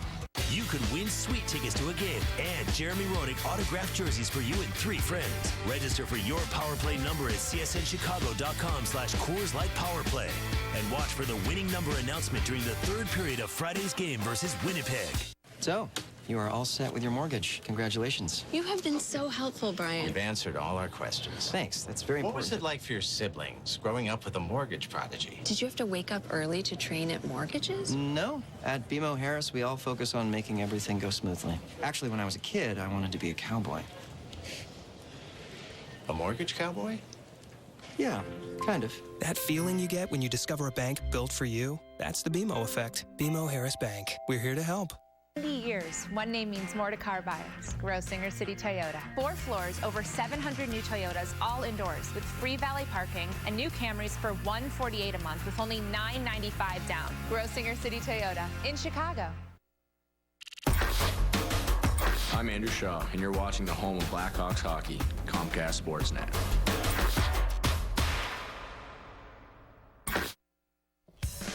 Hey, welcome to Sportsnet Central, presented by Comcast Business. Look who's here, Chuck Garfien. I'm here. I am Pat Boyle, and it looks like breaking news. Martellus Bennett has found a new home.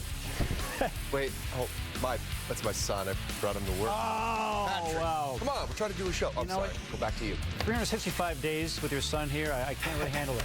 And we now know the full reason why Adam LaRoche decided to retire from the White Sox, and the Hawks get ready to host the Flyers. It's all coming up on Sportsnet Central. Here we go.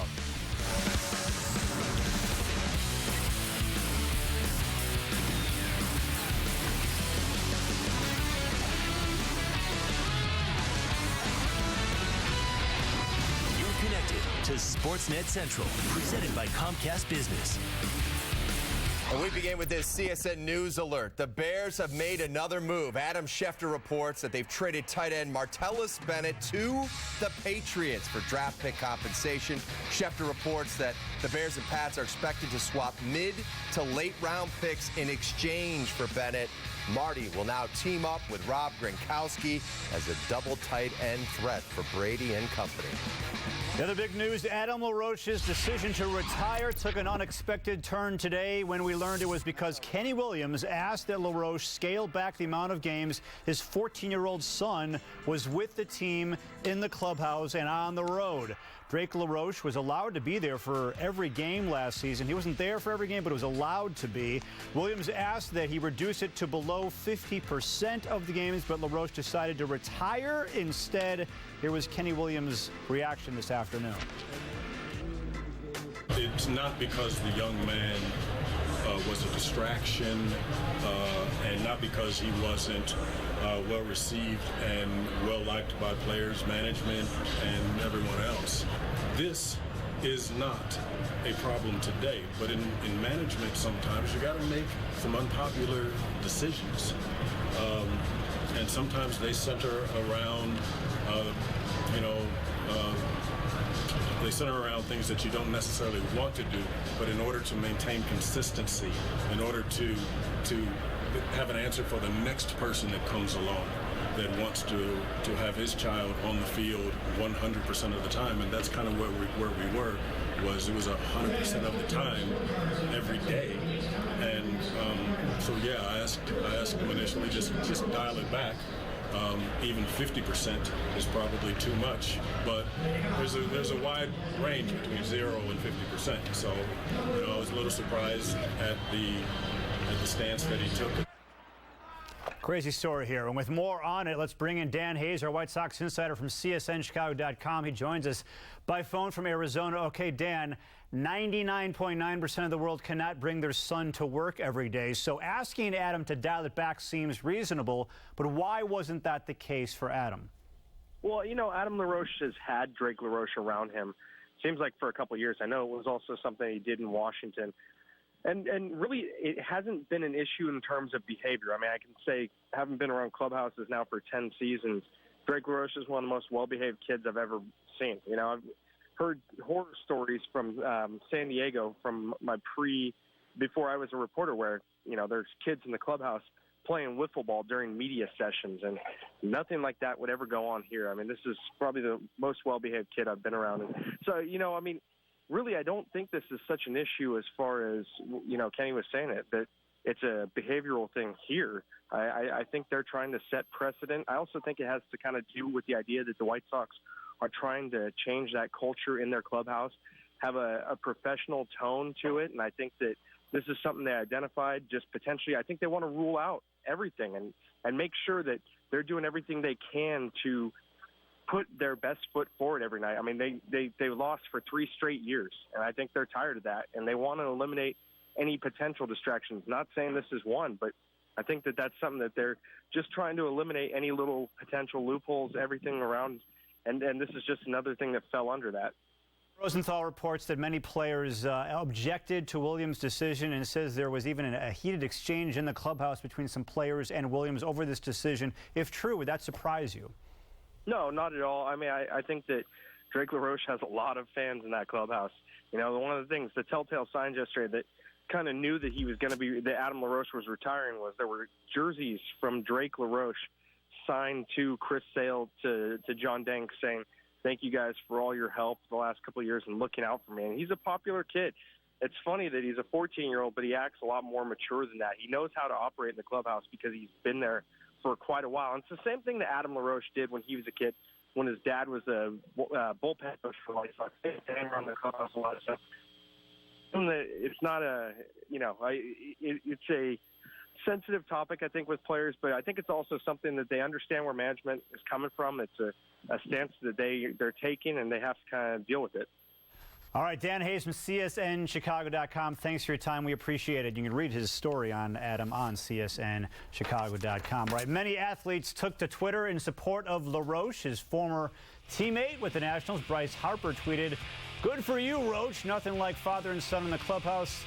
It's a family game." And this from Bears offensive lineman Kyle Long. And LaRoche, if you and your boy ever want to come hang out with the Chicago Bears, let me know. I grew up in locker rooms. Best wishes, 75. I don't know if the way the Sox have played or the Bears, if it's suitable for any kids under, say, 16. Blackhawks have dropped 4 or 5. They get a highly motivated Philadelphia team tonight. If the Flyers win, they'll move into the final wild card spot in the East. Joining us now live from the United Center is Luke Stuckmeyer. 12 games to go before the playoffs, Luke. Joel Quenneville with a dramatically different looking lineup tonight. And sort of expected. The Blackhawks just don't take well to losing 3 straight games to Western Conference playoff teams. They also don't like giving up 10 goals over the last 2 games. So, as expected, Q put that line blender on tonight, and he's going to one of his old playoff tricks, Kane and Taves on the same line. We always think of keeping Taser and Kaner apart, and usually we get more balance when we do that, and gives our opponents a lot to be concerned with.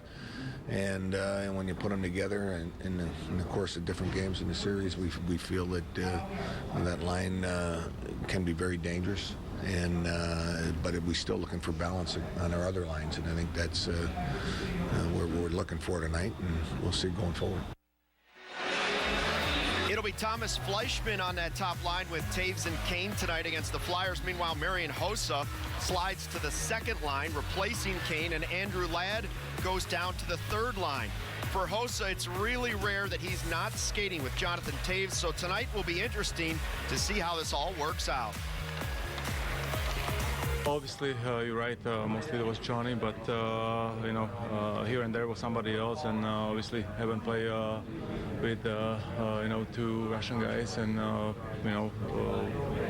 coach's decision to switch a line and get a spark for the team, and Joe liked to do those things when things are not going well. We've done it in the past a few times when we didn't score goals and we release a game. So we try to make the best out of it. Scott Darling in the net tonight. He is 4-0-0 at the United Center this season. It was always planned that he was going to be in the net this game. Joe Quenneville said he wanted to get Darling another home game late in the season. Live at the United Center, Luke Stuckmeyer. Pat, we'll send it back to you in the studio. All right, Luke, we look forward to your report after tonight's game on Sportsnet Central. We'll have more on the Hawks a little bit later on in this half hour. Our insider Tracy Myers joins us to discuss the team's recent struggles, and Joel Quenneville becomes coach of a different team for a day. The Hawks' latest What's Your Goal spot. You don't want to miss that. Carlos Rodon had a rough time on the mound this afternoon out in Arizona as the Sox took on the Brewers. We'll show you what happened. Javier Baez had to leave the game early after getting hurt for the Cubs, and Albert Almora came in and showed why the team is high on his defense. We're back with more in a moment. Sportsnet Central brought to you by Comcast Business. Comcast Business, built for business. Introducing Comcast Business Wi-Fi Pro with next-level speed, coverage, marketing, and control features. Plus, Wi-Fi Pro offers what AT&T's Wi-Fi small site doesn't. Professional installation, advanced security, and millions of hotspots nationwide. Looks like taking your business to the next level starts with ditching AT&T. Give your business an edge with Comcast Business Wi-Fi Pro. Comcast Business, built for business. The legends of tennis are coming to Chicago with the Power Share Series. Andre Agassi, John McEnroe, Jim Courier, and James Blake compete in a unique one-night tournament April 8th at UIC Pavilion. Timeless tennis mastery on full display with a twist. On the Power Share Series, with the help of modern technology, these legends call their own lines. For tickets and VIP experiences, go to PowershareSeries.com and be part of the excitement April 8th at UIC Pavilion. With home values up and interest rates near all-time lows, you probably know that now is a great time to refinance, like the Johnsons, who saved $436 a month. $436 a month? It's simple. Just go to LendingTree.com, compare loan offers for free, and see how much you could save in just 5 minutes. I thought you said the bank gave you the best rate. Yeah. LendingTree. When banks compete, you win. I have to do everything myself. Someone is sleeping on the couch tonight. It's March Mega Motor Madness at Oak Brook Toyota. It's a slam, a jam, a savings-o-rama. During Toyota's #1 for everyone sales event, get 0% financing for 60 months with 0 down payment. And baby, the savings are really big on the final few remaining 2015. Bob Rohrman. Bob Rohrman's Oak Brook Toyota in Westmont, only 5 minutes west of the Tri-State on Ogden Avenue. Welcome back. Our spring training coverage brought to you by Apt, appliances, electronics, and more.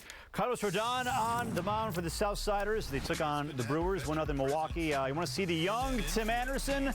Here you go. The White Sox #1 prospect. A diving stop deep in the hole. Nice throw as well. Anderson showing off the glove, taking away a hit. He also tripled in the game and scored for the White Sox. Still in the third, Carlos Rodon facing that guy, Jonathan Lucroy, and he got all that one. A solo home run, 2-0 Brewers. Bottom of the third, 2 out for former Sox prospect Chris Carter. He either hits a homer or strikes out, but this time he hits one into the gap. Ryan Braun racing around the bases. He's going to score all the way from first base. Big hit for Carter right there. And that would be it for Rodon. He gave up 4 earned over 3 1/3 as the White Sox lose it 5-2. The Cubs taking on the defending champion Royals today on CSN. 7th inning, Javier Baez, a ground ball off the pitcher. Baez slides headfirst into the base. You're not supposed to do that. He was safe, but he would leave the game after that play. We don't know anything more than that he had to leave the game. Albert Almora came in to replace him, and he came up huge in the 7th. Parker Morin, a fly ball to center, and there is Almora, the diving grab.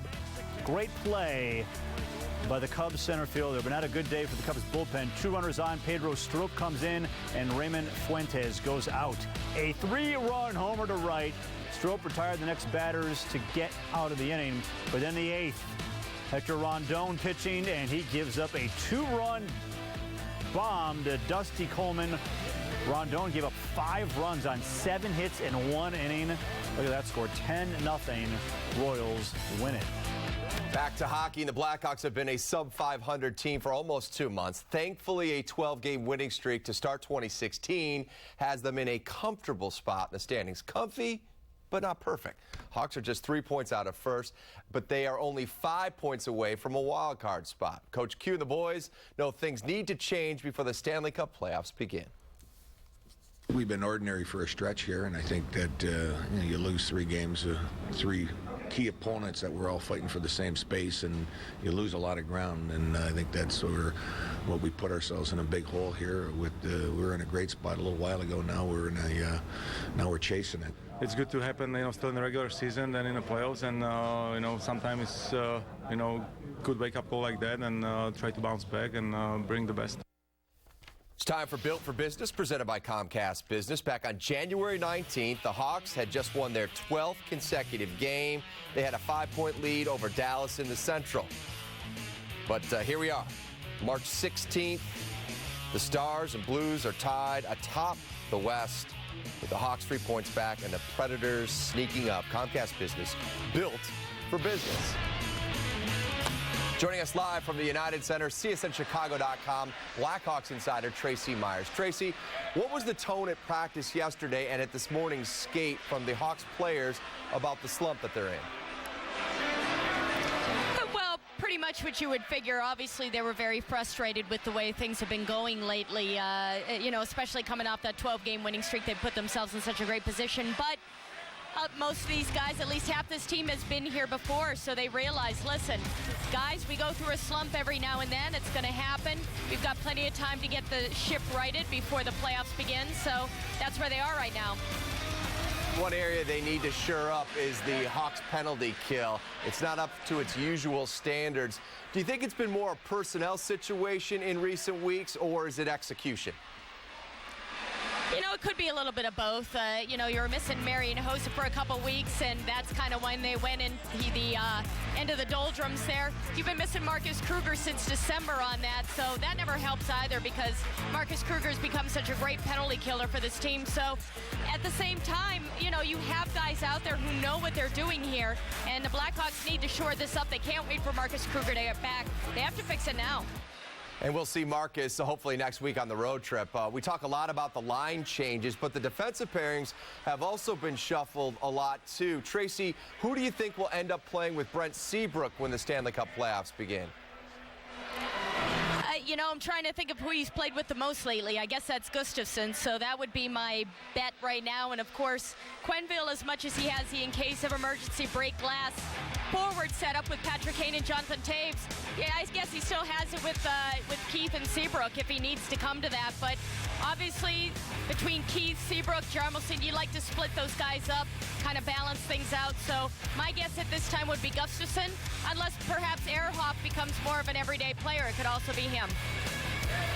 CSNChicago.com's Tracy Myers. Thanks as always, Tracy. We'll look forward to your reports and your writings after tonight's game. Thank you. To the Bulls, their revolving door of injuries continues to spin. Pau Gasol's injured knee is still a problem. He did not make the trip to Washington, and tonight Fred Hoiberg said he probably will not play tomorrow against Brooklyn either.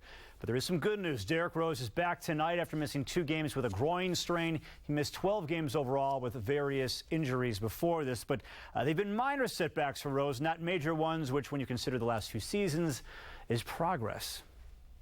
If I could play in 82 games, I would, but it's not like that. I got to deal with reality, like I said before, and just have to deal with my past and my present, and hopefully my future be where I'm working towards 82 games.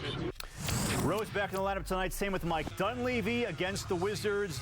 And the Bulls came out slow, but Doug McDermott continued to build on his strong performances of late. Final seconds of the first, he hits the 3 to get the Bulls within 7. Second quarter, Bulls down 2. It's McDermott again. He's wide open. He'll nail that. Another 3. He's got 13 so far, and the Bulls have the lead over the Wizards, 43-38. The NCAA tournament kicks into high gear tomorrow morning. So who is the favorite to cut down the nets in Houston next month? Pat, got any thoughts on that? I'll wait. I'll share them later. And Bulls guard Justin Holiday insists he wasn't starstruck when he got called for 5 seconds with one of the world's most famous rappers yelling behind him. We'll have the details coming up. Before each week's NASCAR race, enter the Chicagoland Speedway Sweepstakes at CSNChicago.com and tell us who you think will win. Then be sure to tune in every Tuesday to CSN as the president of Chicagoland Speedway, Scott Paddock, joins Dave Kaplan on Sports Talk Live. If he randomly selects your entry, you'll win tickets to the NASCAR Sprint Cup race on September 18th in Joliet. Plus, you'll be entered to win the grand prize, a trip for 2 to the 2016 Sprint Cup Awards ceremony in Las Vegas. Submit your race pick now.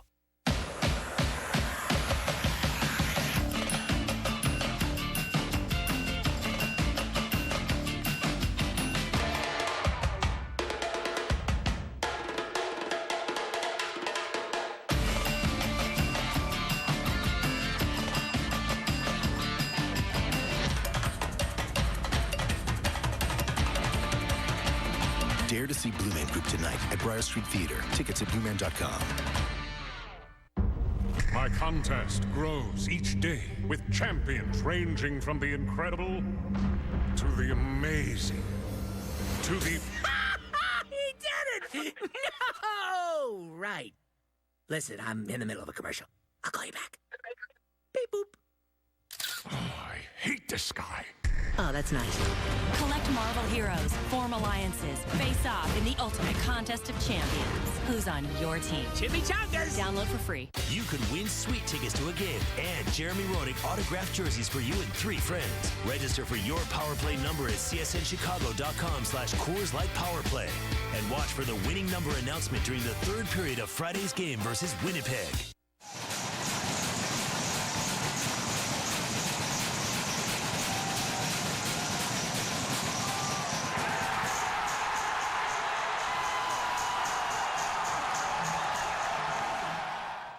Tomorrow, the Bulls are back in town, and CSN Chicago is your place for the game.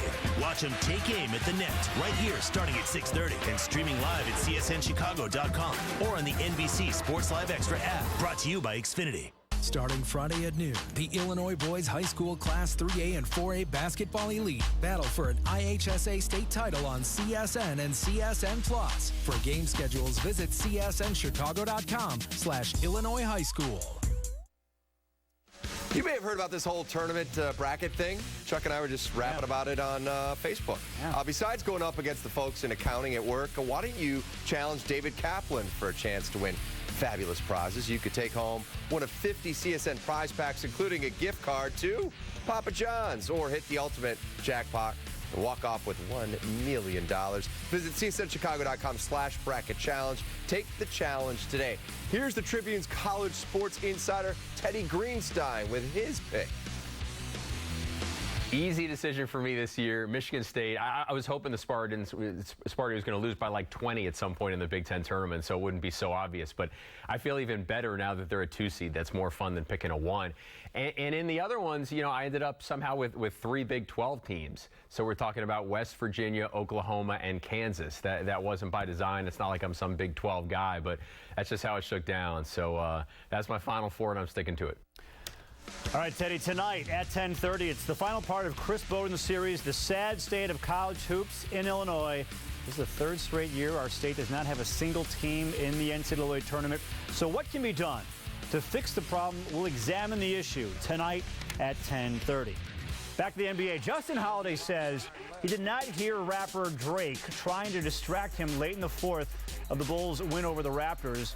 Drake, who is a team ambassador for the Raptors, seemed to be telling Holiday that the Bulls were out of timeouts. Holiday ended up being called for a 5-second violation. Well, today Holiday said he received links to this from just about everybody he knows, but he swears that Drake had nothing to do with it. He just messed up on his own.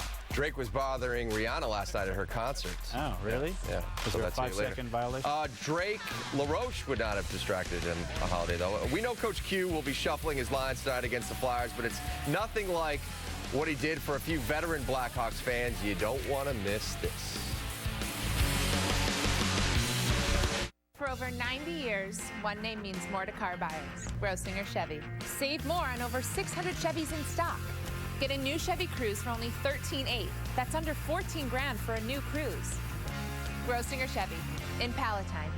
You could win sweet tickets to a game and Jeremy Roenick autographed jerseys for you and 3 friends. Register for your Power Play number at csnchicago.com/Coors Light Power Play. And watch for the winning number announcement during the third period of Friday's game versus Winnipeg. 1 million here, 1 million there. That's how it's done when you choose Hollywood. Win up to $2 million cash this March at Chicagoland's hottest destinations. Every Wednesday is your shot at $1 million at Hollywood Casino Aurora. And then every Saturday, there's another $1 million up for grabs at Hollywood Casino Joliet. Play at both locations, and that $2 million could be yours. There's no place like Hollywood. Now playing on DirecTV Cinema before it's available on Netflix or Redbox.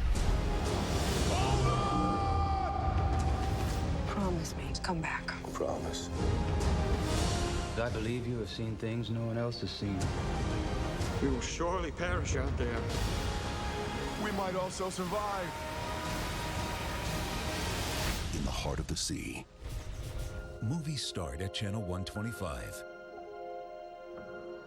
On average, an American household with at least one credit card struggles with over $15,000 in credit card debt. But right now, if you qualify for National Debt Relief's Debt Reset program, your debt balances and monthly payments will be reduced while you become debt-free in 24 to 48 months. Enroll now and there won't be any upfront costs or out-of-pocket expenses. To qualify for the Debt Reset program, you must have at least $10,000 or more in credit card debt, unsecured loan debt, collection debt, and or medical bills. You must also be past due or struggling to make minimum monthly payments or considering filing for bankruptcy. If this sounds like you, avoid the serious consequences of bankruptcy and take advantage of National Debt Relief's Debt Reset program today and become debt-free in 24 to 48 months. Call now to see if you qualify. A debt relief counselor is available to assist you 24 hours a day. Call 800-465-1692. 800-465-1692. Welcome back, and Derrick Rose is back tonight for the Bulls after missing the last 2 games. The Bulls clinging to the 8th spot in the Eastern Conference playoff race. Rose liking the floaters tonight. Here's one, and then later, second quarter, he does it again. The Bulls tied with the Wizards 45-45. Rose with 12. Doug McDermott with 13 points for the Bulls. Finally tonight, you've all seen the What's Your Goal ad campaign with Hawks players and their fans. The latest involves the mustache one, Joel Quenneville. Take a look. This is Jennifer. She manages some of the most active seniors in Chicago.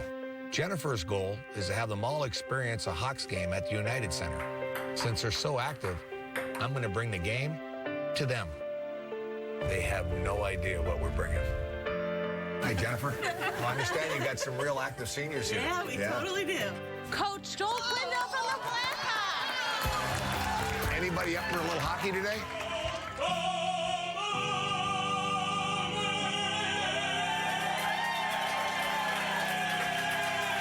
We are ready. The United Center comes to Park Ridge. We're underway.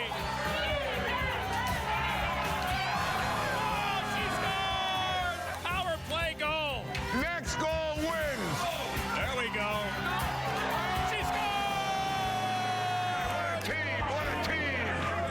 too old to pick up the game of hockey. That's awesome. Q told me it's the most fun he's had since he's been coaching. Really?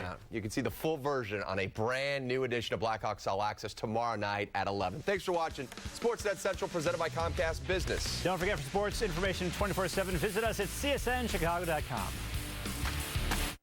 Hey, how's it going? Hotcakes? Hotcakes. This place has hotcakes. Hotcakes. So why aren't they selling like hotcakes? With Comcast Business Internet and Wi-Fi Pro, they could be. Just add a customized message to your Wi-Fi Pro splash page, and you'll reach your customers where their eyes are already, on their devices. Order up. It's more than just Wi-Fi. It can help grow your business. You don't see that every day. Introducing Wi-Fi Pro. Wi-Fi that helps grow your business. Comcast Business. Built for business. The average American has an anxiety-inducing $16,000 in credit card debt. Ready to lessen that stress? It's easy. Shop for a credit card at LendingTree and transfer that balance. Because available this week, get 0% interest for 15 months with no transfer or annual fees. Or 0% interest for 18 months with a 3% transfer fee. Pay it off faster, save a ton of money, and finally, relax. Find your perfect card in under a minute, right now. LendingTree. When banks compete, you win. You could win sweet tickets to a game and Jeremy Roenick autographed jerseys for you and 3 friends. Register for your Power Play number at csnchicago.com/Coors Light Power Play. And watch for the winning number announcement during the 3rd period of Friday's game versus Winnipeg. I am totally blind. I lost my sight in Afghanistan. If you're totally blind, you may also be struggling with non-24. Call 844-844-2424 or visit my24info.com.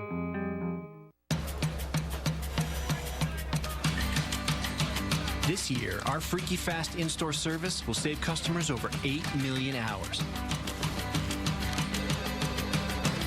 That doesn't even count our amazing delivery. Because we try to locate our stores closer to your mouth, we save time there too. We know you'll use it well.